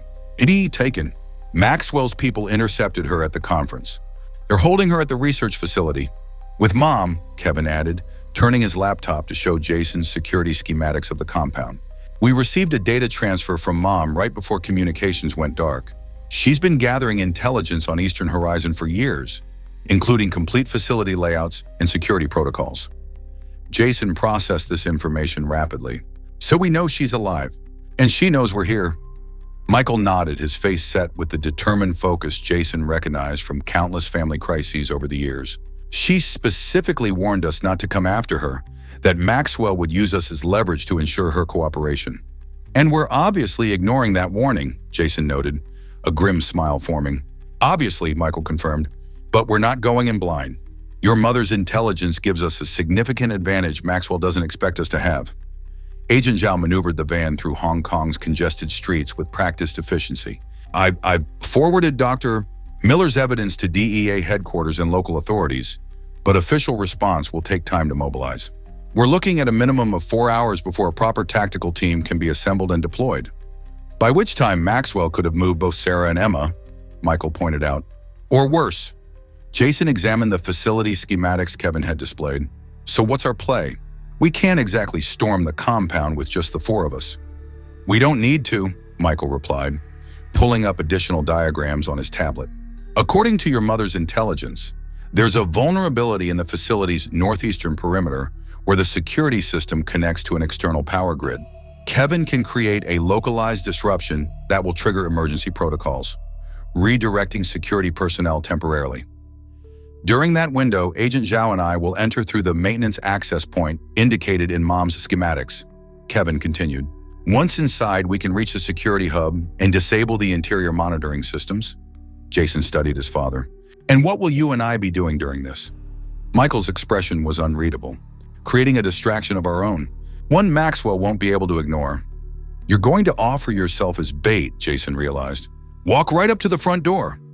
"Roll up to it, technically," Michael corrected with dark humor. "Maxwell wants me most of all, the husband he's kept Sarah from for 14 years, the leverage he needs to ensure her continued cooperation." "Dad, that's insane," Jason protested. "They'll immediately take you captive." "Exactly. And when they do, they'll follow standard containment protocols, which according to your mother's intelligence, means bringing me to the same secure area where they're holding her and Emma." Jason understood the strategy but hated it nonetheless. While Kevin and Agent Zhao disabled the security systems, creating an opportunity for escape, Michael confirmed. "It's our best option given the circumstances and resources available." The van turned onto a less developed road leading away from the city center, mountainous terrain becoming visible in the distance. The research facility would be coming into view soon. "It's dangerous," Agent Zhao noted, practical rather than pessimistic. "If any element fails, if Maxwell deviates from expected protocols, then we improvise," Michael interrupted firmly. "But we don't leave Sarah and Emma in that facility a moment longer than necessary." Jason studied his father, seeing beyond the strategic planning to the emotional undercurrents. For 14 years, Michael Miller had maintained the family, had channeled his grief and uncertainty into raising 3 children while confined to a wheelchair. He had never given up hope of finding Sarah, never stopped believing in her, even when evidence seemed non-existent. Now, with reunion tantalizingly close, Michael was prepared to risk everything. Because some things, some people were worth any risk. "All right," Jason conceded, "but we modify the plan. I come with you to the front entrance." "That puts 2 potential hostages in Maxwell's hands," Agent Zhao objected. "It also makes the distraction more credible," Jason countered. "A father and son coming together is more plausible than Dad arriving alone. And it doubles our presence inside the containment area when the opportunity for escape presents itself." Michael considered this, then nodded. "Agreed. Kevin goes with Agent Zhao through the maintenance access. You and I take the direct approach." As the facility came into view, a modern complex nestled against the mountainside, surrounded by high-security fencing and surveillance equipment, each of them felt the weight of what they were about to attempt. Failure meant captivity or worse for all of them. Success meant the end of 14 years of separation. "One more thing," Michael said, as Agent Zhao parked the van in a concealed location near the northeastern perimeter. "Whatever happens in there, whatever condition we find your mother in, remember that she has endured 14 years of captivity to protect us. Her actions, her choices, everything she's done has been to keep our family safe." The unspoken implication was clear. Sarah might not be the same woman they remembered. 14 years under Maxwell's control might have changed her in ways they couldn't anticipate. They needed to be prepared for that possibility. "She's still Mom," Kevin said firmly. "Whatever they've done to her, whatever they've made her do, that hasn't changed." Jason and Michael exchanged glances, sharing a moment of understanding. The boy who barely remembered his mother spoke with the certainty of a son's love, uncomplicated by the detailed memories the rest of them carried. "You're right," Michael agreed, squeezing Kevin's shoulder. "She's still Sarah, still your mother, and we're going to bring her home." As they prepared for their respective missions, checking equipment and reviewing the facility layout one final time, Jason found himself thinking of his own daughter, 4-year-old Sarah, named for the grandmother she had never met. He had promised her he would find her namesake someday. Now that promise was within reach of fulfillment. "We move in 20 minutes, Agent Zhao announced, checking her weapon. "Synchronize watches and communication devices. Once the operation begins, maintain radio silence unless absolutely necessary." Michael looked at each of them in turn. His sons, grown into remarkable men during Sarah's absence. Agent Zhao, whose professional detachment couldn't quite mask her respect for their family's determination. Then he turned toward the facility where his wife had been held captive for 14 years. "Let's bring them home," he said simply. The plan was in motion. The Miller family, fractured for 14 years, was on the verge of reunification. Whether that reunion would occur in freedom or captivity remained to be seen. But one thing was certain. After today, they would face whatever came next together. Ronald Maxwell studied the security feed with narrowed eyes, observing the emotional reunion between Sarah and Emma Miller with clinical detachment. After 14 years of controlling Sarah through threats to her family, he now had a more direct form of leverage. Her daughter, physically present and vulnerable. "Sir, we've lost contact with the surveillance team at the Grand Harbor Hotel," his security chief reported. Jason Miller appears to have evaded capture during the evacuation. Maxwell's jaw tightened imperceptibly. "And the husband? The younger son? No longer at their hotel. Their current whereabouts are unknown." "Find them," Maxwell ordered sharply. "Mom. They'll be coming here." Michael Miller has spent 14 years searching for his wife. He won't stop now that he's this close. As if summoned by his words, another security officer entered with urgent news. "Sir, we have a situation at the main gate. 2 men requesting entry, identifying themselves as Michael and Jason Miller." Maxwell's surprise quickly transformed into satisfaction. So predictable. "Escort them to my office immediately. Full security protocol. Should we inform Dr. Chen?" the officer asked. No. Let her wonder a while longer. Maxwell straightened his tie, a calculating smile forming. After 14 years, I believe I've earned the right to oversee this family reunion personally. Michael Miller had faced many challenging situations since his accident, but few as intimidating as the Eastern Horizon security gate with its armed guards and surveillance systems. Beside him, Jason stood ramrod straight, projecting a confidence neither of them fully felt. "We're here to see Ronald Maxwell," Michael announced to the intercom, his voice steady. "Tell him Michael and Jason Miller are requesting an audience." A tense silence followed, the guards' expressions revealing nothing as communications presumably occurred behind the scenes. Michael used the moment to assess the facility's visible security measures, comparing them to Sarah's intelligence. Everything matched her detailed schematics, a testament to her meticulous observation over 14 years of captivity. Finally, the gates began to open. "Remain in your vehicle," a guard instructed. "You will be escorted to the main building." "I don't have a vehicle," Michael replied evenly. "I have a wheelchair." He gestured to Jason. "My son will assist me." This disruption to protocol created a momentary confusion that Michael had anticipated, a small advantage as the guards reassessed the situation. Finally, they were permitted to proceed through the gate, Jason pushing Michael's wheelchair along the paved approach to the main building. "Northeastern quadrant," Michael murmured under his breath, barely moving his lips. "Kevin should be accessing the maintenance entrance now." Jason gave an imperceptible nod, his gaze seemingly casual as he surveyed the compound. To anyone observing, they appeared as expected. A concerned father and son, possibly desperate, certainly outmatched, coming to negotiate for their loved ones. What no one could see was the miniaturized device concealed within Michael's wheelchair. A signal disruptor Kevin had configured to interfere with the facility's internal communications at a specific frequency when activated. A small advantage, but potentially crucial in what was to come. Armed security personnel flanked them as they entered the main building. The sterile environment reminiscent of high-level research facilities Michael had visited during his academic career. The clinical efficiency of the space made Sarah's 14-year imprisonment here seem all the more horrific. They were escorted through several security checkpoints, each more restrictive than the last, until they reached what appeared to be an executive floor. Outside an imposing door, they were stopped for a final security scan. "Weapons?" one guard asked perfunctorily, clearly not expecting academics to be armed. "Just my brain," Michael replied, with a coldness that momentarily surprised Jason. Though after 14 years, I imagine Ronald might consider that weapon enough. The guard's expression flickered briefly, the first indication that the Miller name carried recognition beyond Maxwell's immediate circle. Perhaps Sarah had spoken of her family during her captivity, creating a humanizing context even within this sterile facility.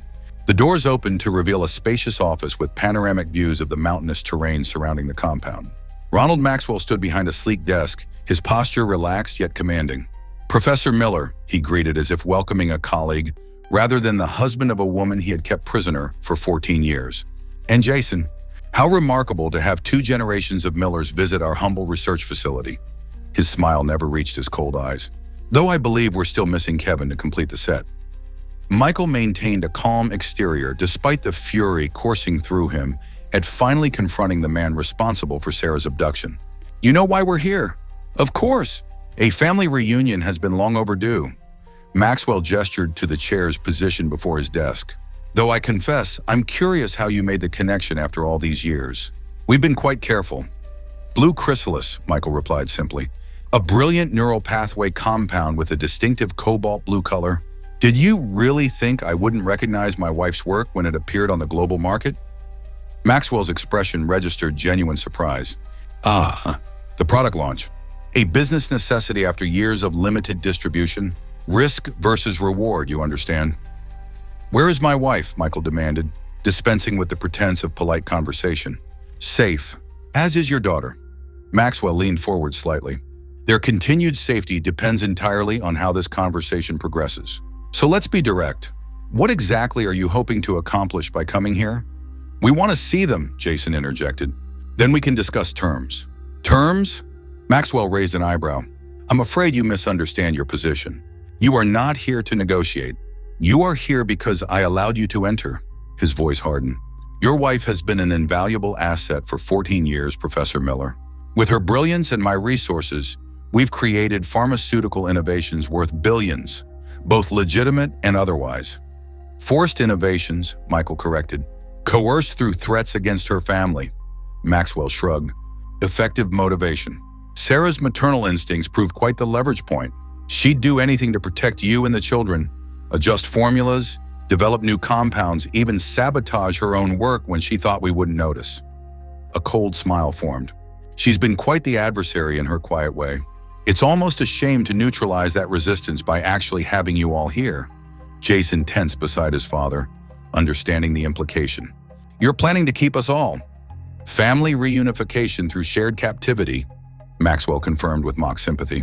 Not ideal from your perspective, I'm sure, but quite efficient from mine. Sarah's full cooperation, guaranteed by your physical presence, will accelerate our research initiatives tremendously. Michael's hands tightened on his wheelchair armrests. And if we resist, then the reunion will be short-lived for some of you. Maxwell's tone made the threat explicit. Starting with the youngest. Kevin is still unaccounted for, I believe. Michael met Maxwell's gaze steadily, revealing nothing of Kevin's actual location or their larger plan. Every moment they kept Maxwell engaged was another moment for Kevin and Agent Zhao to penetrate the facility's security systems.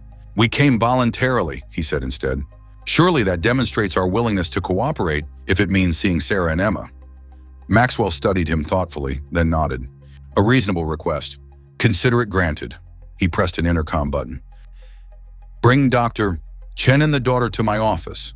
The immediate compliance with their request was unexpected, raising Michael's suspicions. Maxwell was too calculating to make such a concession without purpose.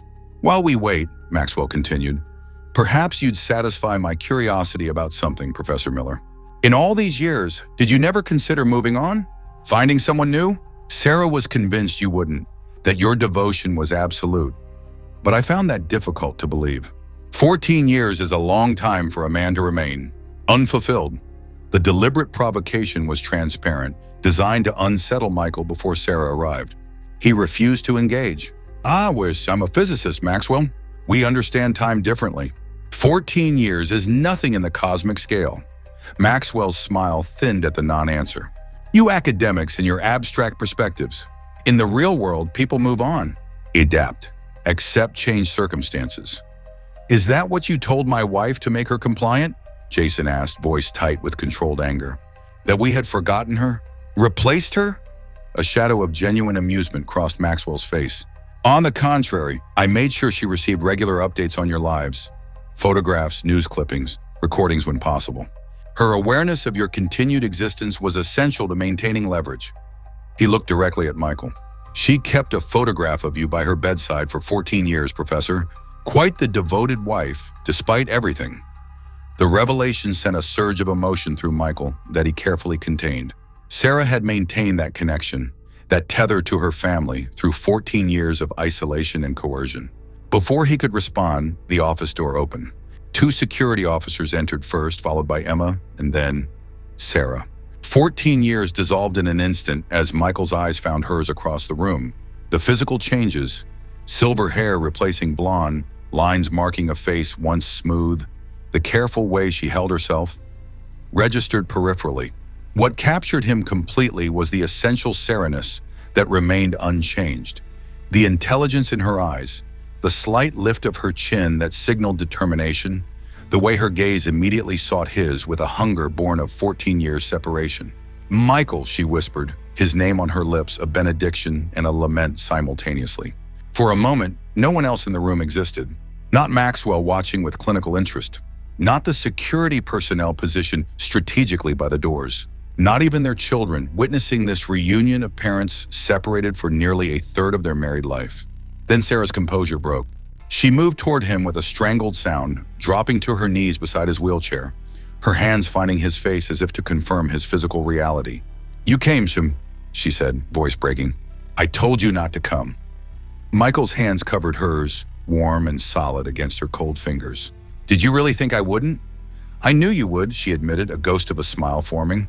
I just hoped for once you'd be sensible instead of brave. Jason stepped forward, his own eyes suspiciously bright as his mother rose to embrace him. We all inherited your stubbornness, Mom. None of us could stay away once we knew where to look. Emma moved to join them, completing the partial family circle. For a suspended moment, they existed in a bubble of reconnection. 4/5 of a family fractured for 14 years, finding each other again under the most desperate circumstances. How touching, Maxwell observed, shattering the moment. The Millers reunited at last. Almost all of them, anyway. He checked his watch. Speaking of which, my security teams should be reporting on Kevin's whereabouts any moment now. Sarah's eyes flicked to Michael's, a silent question that he answered with an imperceptible shake of his head. Not captured. Proceeding with the plan, Maxwell rose from behind his desk, moving to stand before them with the confidence of absolute control. Now then, let's discuss the new arrangement. Dr. Chen, or Miller, if you prefer to revert to your actual name, will continue her research with significantly expanded responsibilities. The rest of you will be provided appropriate accommodations within the facility. Comfortable but secure. Prisoners, Emma stated flatly. Guests with limited mobility options, Maxwell corrected with mock politeness. Your mother has been quite productive here for 14 years. I see no reason why the arrangement can't work for the entire family. Michael's hand found Sarah's, squeezing gently, a signal. Almost time. And if we refuse? He asked, deliberately drawing Maxwell's focus. That option isn't available, Maxwell replied coldly. But if cooperation proves challenging, we have methods to ensure compliance. Starting with the youngest members of the family. His gaze shifted to Emma. Your medical expertise could be valuable, Dr. Miller. Or it could become unnecessary, depending on your mother's willingness to fully commit to her work without the adjustments she's been making to formulas. Sarah stiffened beside Michael, and he felt the tremor that ran through her. This threat was familiar to her. The same one that had kept her compliant for 14 years, now extended to include their physical presence. You've miscalculated, Ronald, Sarah said, her voice steadier than her hands. Having my family here doesn't increase your leverage. It eliminates it. What can you threaten me with now that we're all together? Maxwell's smile was genuinely chilling. Separation of a more permanent nature, Dr. Miller. Surely after 14 years, you understand I don't make idle threats. Before she could respond, the office intercom buzzed urgently. Maxwell pressed the button with visible irritation at the interruption. This had better be important. Sir, we have a security breach in Sector 7, came the tense response. Multiple systems failing, communications disrupted. Possible external intrusion. Kevin and Agent Zhao had succeeded in the first phase of their mission. Michael squeezed Sarah's hand again, harder this time. Now. Investigate immediately, Maxwell ordered. Full lockdown protocols. As security personnel began to move, Michael activated the device concealed in his wheelchair. Immediately, the office lights flickered, the electronic door locks clicked audibly, and Maxwell's computer screens went dark. What the? Maxwell began, but Sarah was already moving. With the precision of someone who had rehearsed this moment in her mind countless times, she reached beneath her lab coat and activated the electromagnetic disruptor she had shown Emma earlier. The security cameras in the corners of the office went dark. Secondary systems compromise, she announced to her family. We have approximately 6 minutes before backup protocols engage. Maxwell lunged for his desk, presumably for a weapon or emergency communication device. But Jason intercepted him with the speed and precision of someone whose collegiate wrestling career had taught him how to neutralize larger opponents. A swift, controlled tackle brought Maxwell to the ground. Emma, the guards, Michael directed. Emma was already moving, medical knowledge guiding her as she delivered precisely targeted strikes to pressure points that temporarily incapacitated the security personnel before they could react to the suddenly changed situation. Sarah rushed to Maxwell's desk, fingers flying across a secondary keyboard that emerged from a hidden compartment. Accessing emergency override, she muttered, years of accumulated knowledge of the facility's systems now turned against her captors. Initiating containment breach protocols in Sectors 3 through 6. What are you doing? Maxwell demanded, struggling against Jason's restraining hold. Creating confusion, Sarah replied without looking up. When multiple containment sectors indicate breaches simultaneously, security protocols dictate personnel distribution across all affected areas, effectively thinning your response capacity while triggering automatic notifications to external regulatory agencies. Michael wheeled to her side, watching in undisguised admiration as his wife systematically dismantled the security infrastructure that had held her captive for 14 years. Kevin and Agent Zhao are targeting the main security hub. Once they gain access, we'll have a clear exit path through the northeast maintenance corridor, Sarah completed, their minds synchronizing despite 14 years apart. I've memorized the patrol patterns.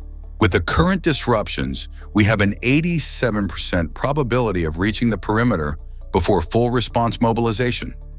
Emma secured the incapacitated guards with their own restraints, then joined her parents. What about the other scientists? The ones being held like you? Sarah hesitated, conflict visible in her expression. Lynn, there are others. But evacuating them significantly decreases our success probability. We can't leave them, Emma insisted. We won't, Michael assured her, making the decision Sarah was struggling with. Secure our exit route first. Then we send in appropriate authorities with your evidence.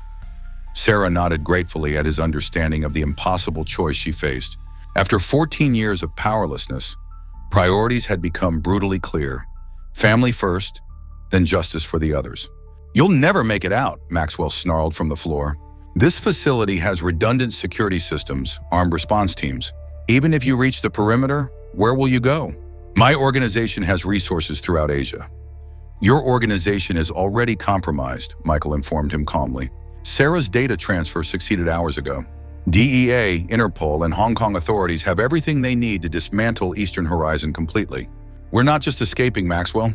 We're leaving you to face justice. Sarah completed her sabotage of the security systems and turned to face her captor of 14 years. For a moment, she simply looked at him. The man who had stolen her life, forced her to create destruction instead of healing, kept her from watching her children grow. You know what the irony is, Ronald? She said finally. I could have given you legitimate miracles. The real chrysalis formula, the original one I developed for neural regeneration, could have transformed medicine, helped millions, made you billions legally. Instead, you chose this. She turned away from him dismissively, her focus returning to her family, to Michael waiting in his wheelchair, to Emma and Jason standing ready, to the thought of Kevin working elsewhere in the facility. We need to move, she said. 5 minutes until secondary systems engage. Maxwell made a final, desperate lunge against Jason's hold, nearly breaking free in a surge of adrenaline-fueled strength. But Jason, anticipating the move, countered with practiced precision, securing Maxwell's arms behind his back with restraints taken from one of the incapacitated guards. You've had 14 years of control, Jason told him coldly. That ends today. With Maxwell and his security personnel neutralized, the Miller family moved swiftly to execute their escape. Sarah led them through the office's private exit, a route typically used only by Maxwell himself, bypassing the main security checkpoints. The northeastern corridor should intersect with Kevin's infiltration route, Sarah explained as they navigated the sterile hallways, Michael's wheelchair moving with surprising speed and agility. Assuming they've reached the security hub, they have, Michael confirmed, checking a small tracking device concealed in his watch. Kevin's signal shows they've established control of central operations. Emma, bringing up the rear to guard against pursuit, marveled at how quickly her parents had fallen into synchronized action, despite their 14-year separation. The connection between them transcended time and distance, muscle memory of their partnership reasserting itself in this moment of crisis. They reached a junction where the executive wing met the main research corridor. Sarah raised a hand, signaling them to halt as she peered cautiously around the corner. 2 guards, she whispered. Standard response to containment breaches is to secure transit points between sectors. Can we go around? Jason asked. Sarah shook her head. Not without adding significant time and risk. She turned to Michael, a question in her eyes. He nodded, understanding her unspoken plan. Do it. Sarah removed a small vial from her lab coat pocket. Aerosolized neurosedative. Non-lethal, but fast-acting. I've been synthesizing it in small batches for years, preparing for this possibility. Jason raised an eyebrow. You've been making escape drugs right under Maxwell's nose? When you're the resident genius expected to create complex neuropharmaceuticals, it's relatively simple to divert trace components, Sarah replied with a hint of her old confidence.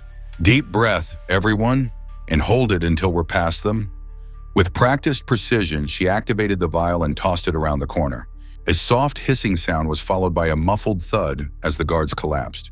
The Millers moved quickly past them, careful not to inhale until they reached the clear area Sarah indicated.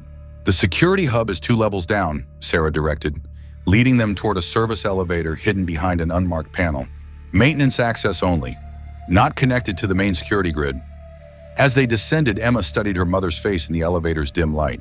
Despite the confidence and competence Sarah was displaying, Emma could see the cost of 14 years of captivity in the fine tremors of her hands, the hyper-vigilance in her scanning gaze.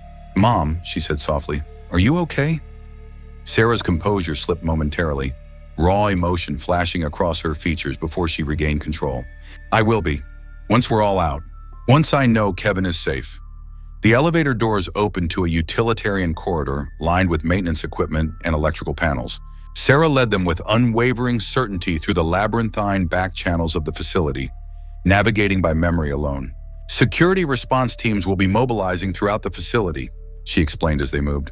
"But they'll be focused on the containment breaches I triggered in the opposite sectors. Our path should remain relatively clear if we—" She stopped abruptly as voices became audible ahead. A security team was approaching from the connecting corridor. "In here," Sarah whispered urgently, opening a supply closet. They crowded inside, Michael's wheelchair barely fitting through the door. In the close darkness, Sarah's breathing quickened, a hint of panic breaking through her controlled exterior. Michael reached for her hand, finding it cold and trembling. "Sarah," he said softly, just her name, but laden with 14 years of longing, of faith, of undiminished love. Her fingers tightened around his as the security team passed their hiding place, voices fading as they moved toward the presumed breach zones. When silence returned, Sarah exhaled shakily. "Sorry," she whispered. "Small spaces. After being confined for so long?" "You don't need to explain," Michael assured her. "You've been extraordinarily brave for 14 years. A moment of fear now doesn't diminish that." They emerged cautiously, continuing their progress toward the security hub where Kevin and Agent Zhao should be waiting.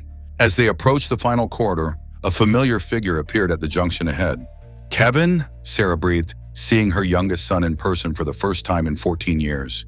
Kevin stared back, momentarily frozen at the sight of his mother, the woman who had existed primarily in photographs and fragmented childhood memories throughout his conscious life.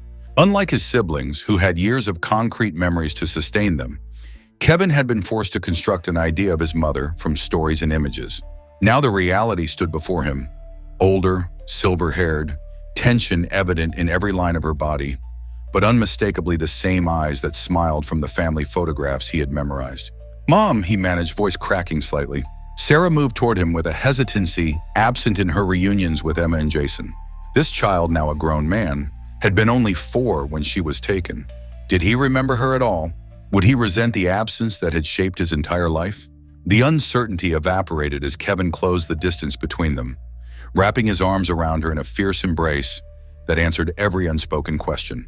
Whatever memories he had or hadn't retained, the emotional connection remained intact. Mother and son recognizing each other on a level that transcended conscious recollection. "I knew we'd find you," Kevin said, his voice muffled against her shoulder. "Dad never gave up. None of us did." Sarah held him tightly, one hand cradling the back of his head as she had when he was small. "You've grown so much," she whispered. "I've missed so much." Agent Zhao approached from the security hub, her professional demeanor notably softened at witnessing the reunion. "The Dr. Miller, it's an honor to meet you finally. But we need to move immediately. I've disabled the main security protocols, but backup systems will engage in approximately 3 minutes." Sarah reluctantly released Kevin, composure returning as she focused on the escape plan. "Northeast maintenance exit. It leads to a service road with minimal surveillance. From there we can reach the perimeter fence at its weakest point." "Already mapped," Agent Zhao confirmed. "Vehicle is in position for extraction once we clear the compound." As they moved with renewed urgency toward the exit, Michael studied the security schematics displayed on Kevin's tablet. "What about the other scientists?" Sarah mentioned someone named Lynn. "I've triggered emergency evacuation protocols in the residential wing," Kevin explained, "and transmitted location data to the DEA tactical team that's mobilizing. They'll secure the facility and free everyone within the hour." Sarah looked at her youngest son with undisguised pride. "You did that for them? For people you don't even know?" "You cared enough to mention them," Kevin replied simply. "That made them important." They reached the maintenance exit without further incident, a testament to the effectiveness of Sarah's diversionary tactics and Kevin's security system sabotage. Beyond the door lay a narrow service road leading away from the main compound, bordered by dense vegetation that offered concealment. "Wait," Sarah said as Agent Zhao prepared to open the final door. "Once we step outside, we're committed. Maxwell has contingency protocols for facility breaches. Secondary security teams deployed from external locations. The DEA has aerial surveillance in place, Agent Zhao assured her. Any approaching reinforcements will be intercepted. You don't understand, Sarah insisted, tension evident in her voice. Maxwell's organization extends beyond official channels. He has private contractors, mercenary teams stationed nearby specifically for containment scenarios. Michael wheeled closer to her. Sarah, we can't stay here. Whatever's waiting outside, we face it together. She looked at him, conflict visible in her expression. I've been working toward this moment for 14 years, but now that it's here, she swallowed hard. I'm terrified of failing at the final step. Of getting you all captured or killed because of me. Not because of you, Emma corrected firmly. Because of Maxwell and what he's done. And we're not failing. Not when we've come this far. Sarah took a deep breath, visibly centering herself. You're right. We move forward. Together. Agent Zhao opened the door, and they emerged into the humid air of the Hong Kong countryside. The service road stretched before them, curving around the facility's perimeter toward a section of fencing partially obscured by overgrown vegetation. The weakness in the security perimeter Sarah had identified during her years of observation.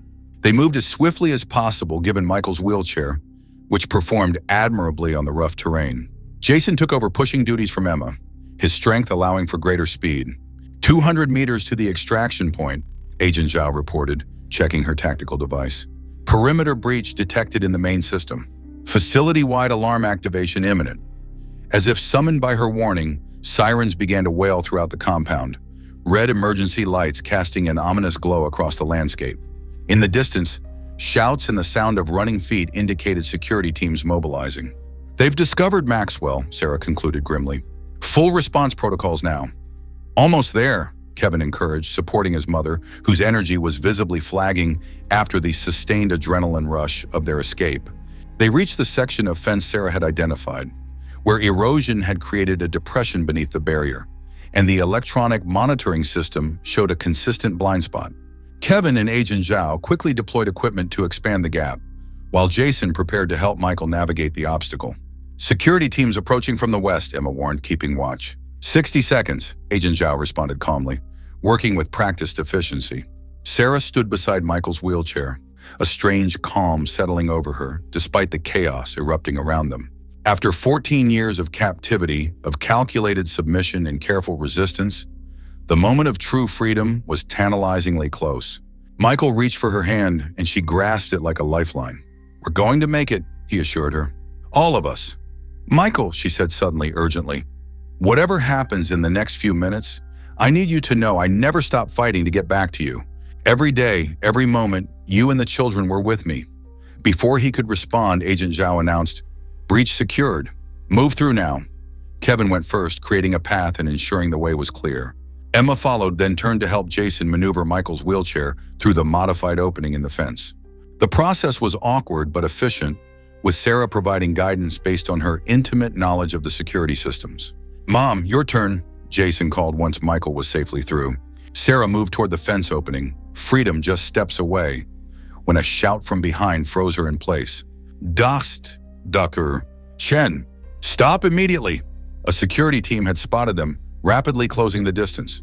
At their head was Lin, Sarah's colleague and sometimes ally, being marched forward at gunpoint by one of Maxwell's most trusted lieutenants. Dr. Chen, return to the facility now, or Doctor. Lin dies, the man called, pressing his weapon against Lin's temple to emphasize the point. Sarah halted, looking back at the woman who had helped her survive 14 years of captivity, who had assisted in her escape attempt despite the tremendous risk. Sarah, no, Michael called from beyond the fence. It's a delaying tactic. They'll kill her anyway once they have you. He's right, Lin called, her voice trembling but determined. Go, Sarah. Get to your family. The security team continued advancing, weapons raised. From beyond the fence, Agent Zhao drew her sidearm, positioning herself to protect the Miller family while assessing whether she could get a clear shot at Lin's captor. Mom, please, Emma pleaded. We can't lose you again. Sarah stood at the threshold of freedom, torn between her loyal colleague and the family she had sacrificed 14 years to protect. The moment stretched, agonizing in its weight of consequence. Then Sarah's scientific mind, the same brilliant intellect that had survived 14 years of captivity through calculated risks and precise planning, made one final desperate calculation. She reached into her lab coat, withdrawing her last vial of neurosedative. With the practiced precision of someone who had spent decades in laboratories, she activated the vial and hurled it toward Lynn and her captors, simultaneously diving toward the fence opening. The vial shattered at the security team's feet, releasing its contents in a rapidly expanding cloud. Lynn, prepared by her years working alongside Sarah, held her breath and closed her eyes. Her captor, caught by surprise, inhaled reflexively. His grip loosened as the fast-acting compound took effect, allowing Lynn to break free and run toward the fence. "Cover me," Sarah called to Agent Zhao as she turned back, extending her hand toward Lynn. Agent Zhao provided precisely targeted suppressive fire, forcing the remaining security personnel to take cover rather than pursue. The precious seconds this created allowed Lynn to reach Sarah, who pulled her toward the fence opening. "Both of you now," Michael urged from the other side, Jason and Kevin already moving to help them through. Sarah pushed Lynn through first, ensuring her colleague's safety before following. As she crawled through the opening, a shot rang out, a security officer who had circled to a different angle. Sarah gasped, stumbling as she cleared the fence. Emma was at her side instantly, medical training taking over as she checked for injury. "I'm okay," Sarah insisted, though her voice was strained. "Just grazed my side." "Keep moving." Agent Zhao fired several more covering shots, then gestured urgently toward the waiting van, partially concealed by vegetation 50 meters away. "Go! Now!" They moved as a group toward the extraction vehicle, Sarah and Lynn supported by Emma and Kevin, Michael's wheelchair pushed by Jason at maximum speed. Behind them, facility security had reached the fence breach but were momentarily stymied by Agent Zhao's tactical positioning and the lingering effects of Sarah's neurosedative. They reached the van, Jason helping Michael inside while Kevin assisted with the wheelchair. Emma guided Sarah and Lynn into the vehicle, already assessing Sarah's injury with professional efficiency. "Superficial," she confirmed with visible relief. "The bullet grazed your side but didn't penetrate deeply. I'll need to clean and bandage it properly when we're secure." Agent Zhao was the last to enter, sliding into the driver's seat and accelerating away from the facility with controlled urgency. Through the rear windows, they could see security personnel finally breaching the fence, but too late to prevent their escape. "DEA tactical team is 20 minutes out," Agent Zhao reported as she navigated the rough terrain. Hong Kong authorities have been briefed and are moving to secure all Eastern Horizon holdings in the territory. Interpol has arrest warrants prepared for Maxwell and his key associates. Sarah leaned against Michael in the van's middle row, his arm around her shoulders as she processed the reality of freedom after 14 years of captivity. The adrenaline that had sustained her was ebbing, leaving her trembling with a combination of exhaustion, pain from her injury, and overwhelming emotion. "We did it," she whispered, looking around at her children, adults now, transformed by the years she had missed, yet still recognizably hers. "We're all together." Michael's arm tightened around her, his voice thick with emotion as he pressed his lips to her temple. "Welcome back, Sarah." As the van sped toward Hong Kong and the safety of official protection, Sarah Miller closed her eyes briefly, allowing herself to truly believe for the first time that her 14-year nightmare was ending. The road ahead would be challenging. Physical recovery, psychological adjustment, legal proceedings against Maxwell and Eastern Horizon. But the fundamental truth sustaining her through 14 years of captivity had been proven correct. Family endured.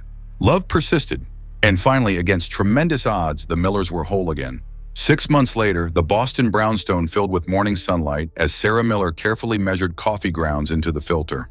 The familiar ritual, once taken for granted, then longed for during 14 years of captivity, now represented the everyday freedom she was still learning to re-embrace. "Need help with that?"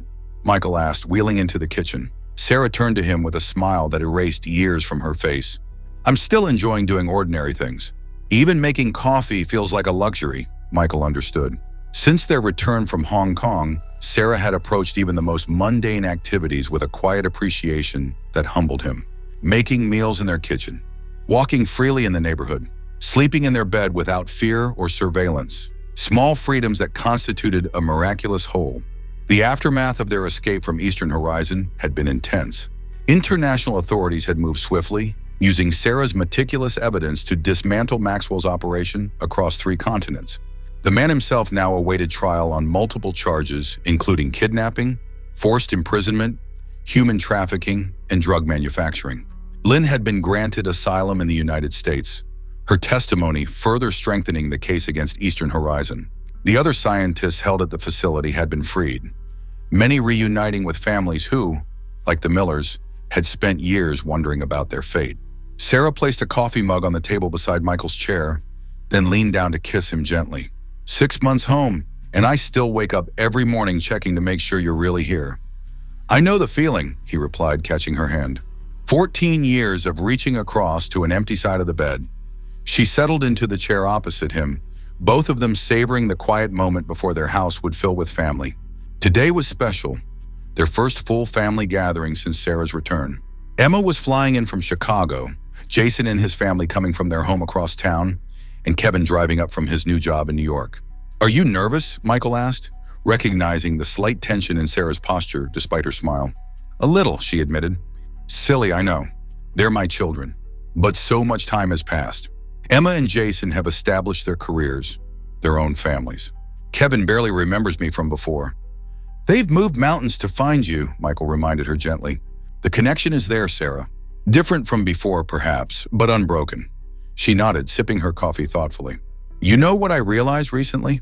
I missed Kevin's entire childhood, Emma and Jason's adolescence. But I get to be present for my granddaughter's life from almost the beginning. There's something healing in that continuity. The doorbell rang, interrupting their conversation. Sarah rose, smoothing her hands nervously over her pants before going to answer. Grandma! A delighted shriek preceded the whirlwind that was 4-year-old Sarah, named for the grandmother she had only met 6 months ago, but had embraced without reservation. The child launched herself into Sarah's arms. Hello, my sweet girl, Sarah said, lifting her granddaughter with a joy that momentarily erased the shadow of 14 lost years. Behind little Sarah stood Jason and his wife Rebecca, arms laden with bags and gifts. Mom, Jason greeted, his formal facade softening, as it always did in his mother's presence. The remaining trace of disbelief that she was truly home, truly safe, was fading with each reunion, replaced by comfortable familiarity. Rebecca stepped forward to embrace Sarah warmly. Though they had only known each other for 6 months, a natural affection had developed between them, facilitated by little Sarah's instant adoration of her grandmother. Emma texted that her flight landed, Rebecca reported. She should be here within the hour. And Kevin called from the highway about 30 minutes out. The house gradually filled with family, Emma arriving with her fiancé David, whom she had introduced to her mother via video call, but who was meeting Sarah in person for the first time. Kevin bringing his new boyfriend Marcus, another first meeting that reflected how life had continued evolving during Sarah's absence. Sarah moved through these introductions with a grace that belied her earlier nervousness, the scientist's observant nature helping her connect details from conversations and video calls to the people now gathered in her home. If moments of overwhelm occasionally surfaced, too many voices, too much movement after years of isolation and control, Michael was always nearby, his quiet presence grounding her. As Rebecca and Emma organized lunch in the kitchen, Sarah slipped away to the study for a brief moment of quiet. The room remained largely as she remembered, Michael having preserved her books, her papers, her presence throughout the 14 years of absence. She crossed to the desk where a new addition sat, a sleek microscope and compact research setup that Michael had installed upon her return.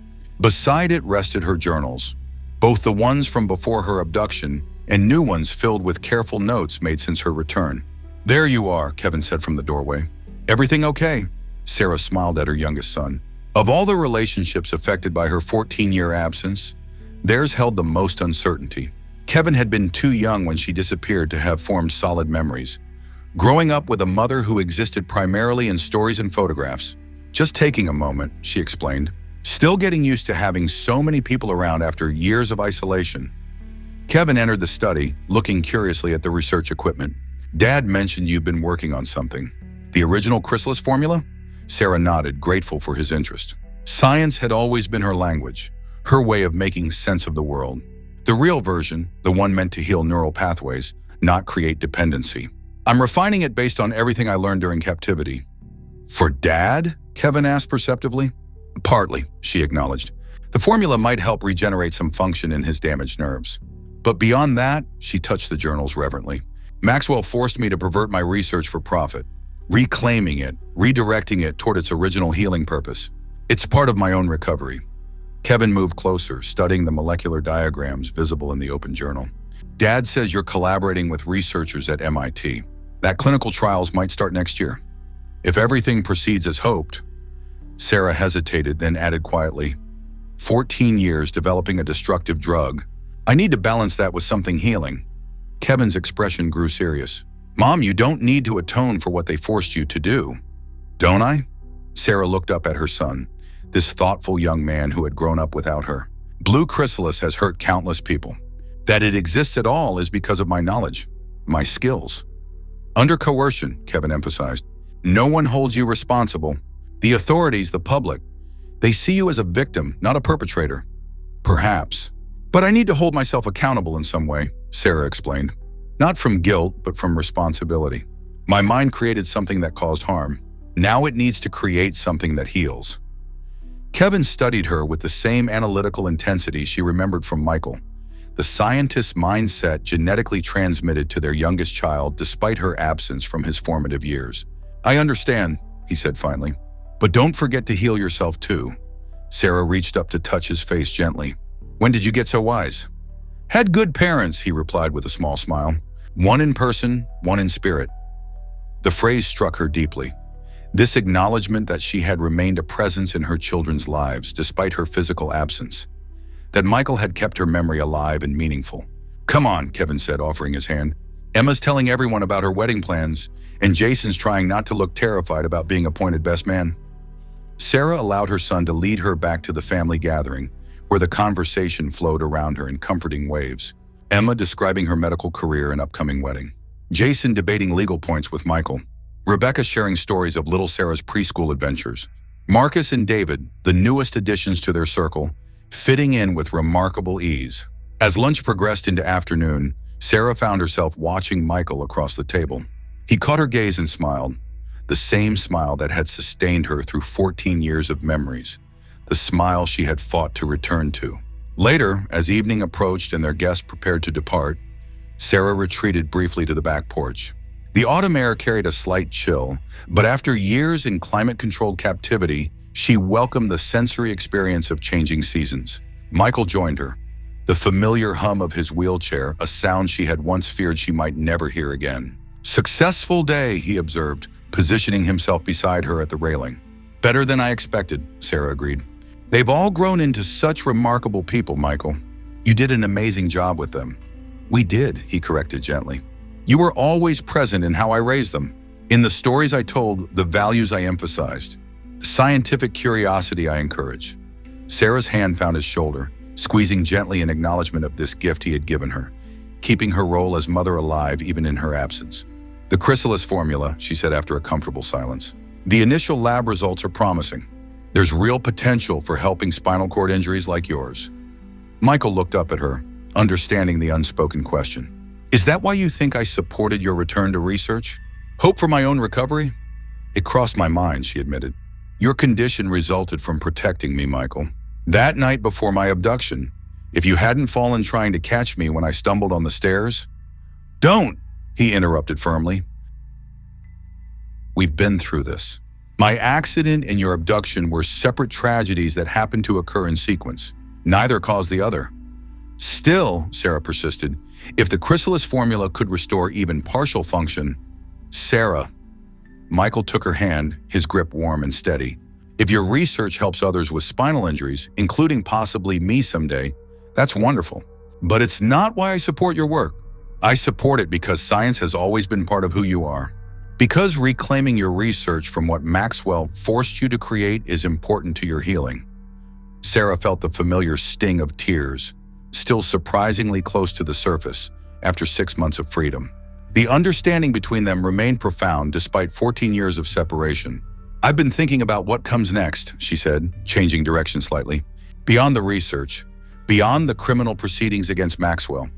And, Michael prompted gently, I want to find the others, Sarah explained. Not just the scientists from the Hong Kong facility, but anyone whose life was damaged by blue chrysalis. The formula I was forced to create hurt people, Michael. Families were destroyed by addiction. I can't undo that harm, but perhaps I can help some recover. Michael nodded, understanding immediately. A foundation, perhaps. using the settlement money from Eastern Horizon's assets to fund recovery programs, research into addiction treatments. Exactly. Sarah smiled, reminded again of how their minds still worked in tandem. Reclamation in all its forms. My freedom. My research. And whatever healing I can offer to others affected by Maxwell's operation. From inside the house came the sound of laughter. Emma and Kevin engaged in some sibling debate, little Sarah's delighted giggles punctuating their banter. The ordinary precious sound of family. Sarah closed her eyes briefly, absorbing the moment. 14 years I held on to this, the image of all of us together again. It kept me going when compliance seemed easier than resistance. Michael reached up, drawing her down for a gentle kiss. Welcome home, Sarah. For good this time. As darkness fell around their home, the Miller family remained illuminated from within, incomplete for 14 years, now whole again, different than before, marked by their separation, but stronger for having found their way back to each other against impossible odds. Sarah Miller had lost 14 years with her family, but standing on her porch, her husband beside her, their children's voices filling their home, she knew with absolute certainty that the years ahead belonged entirely to them. Not to fear, not to separation, not to the shadow of what had been taken. The future, with all its ordinary moments and extraordinary possibilities, was finally rightfully theirs again.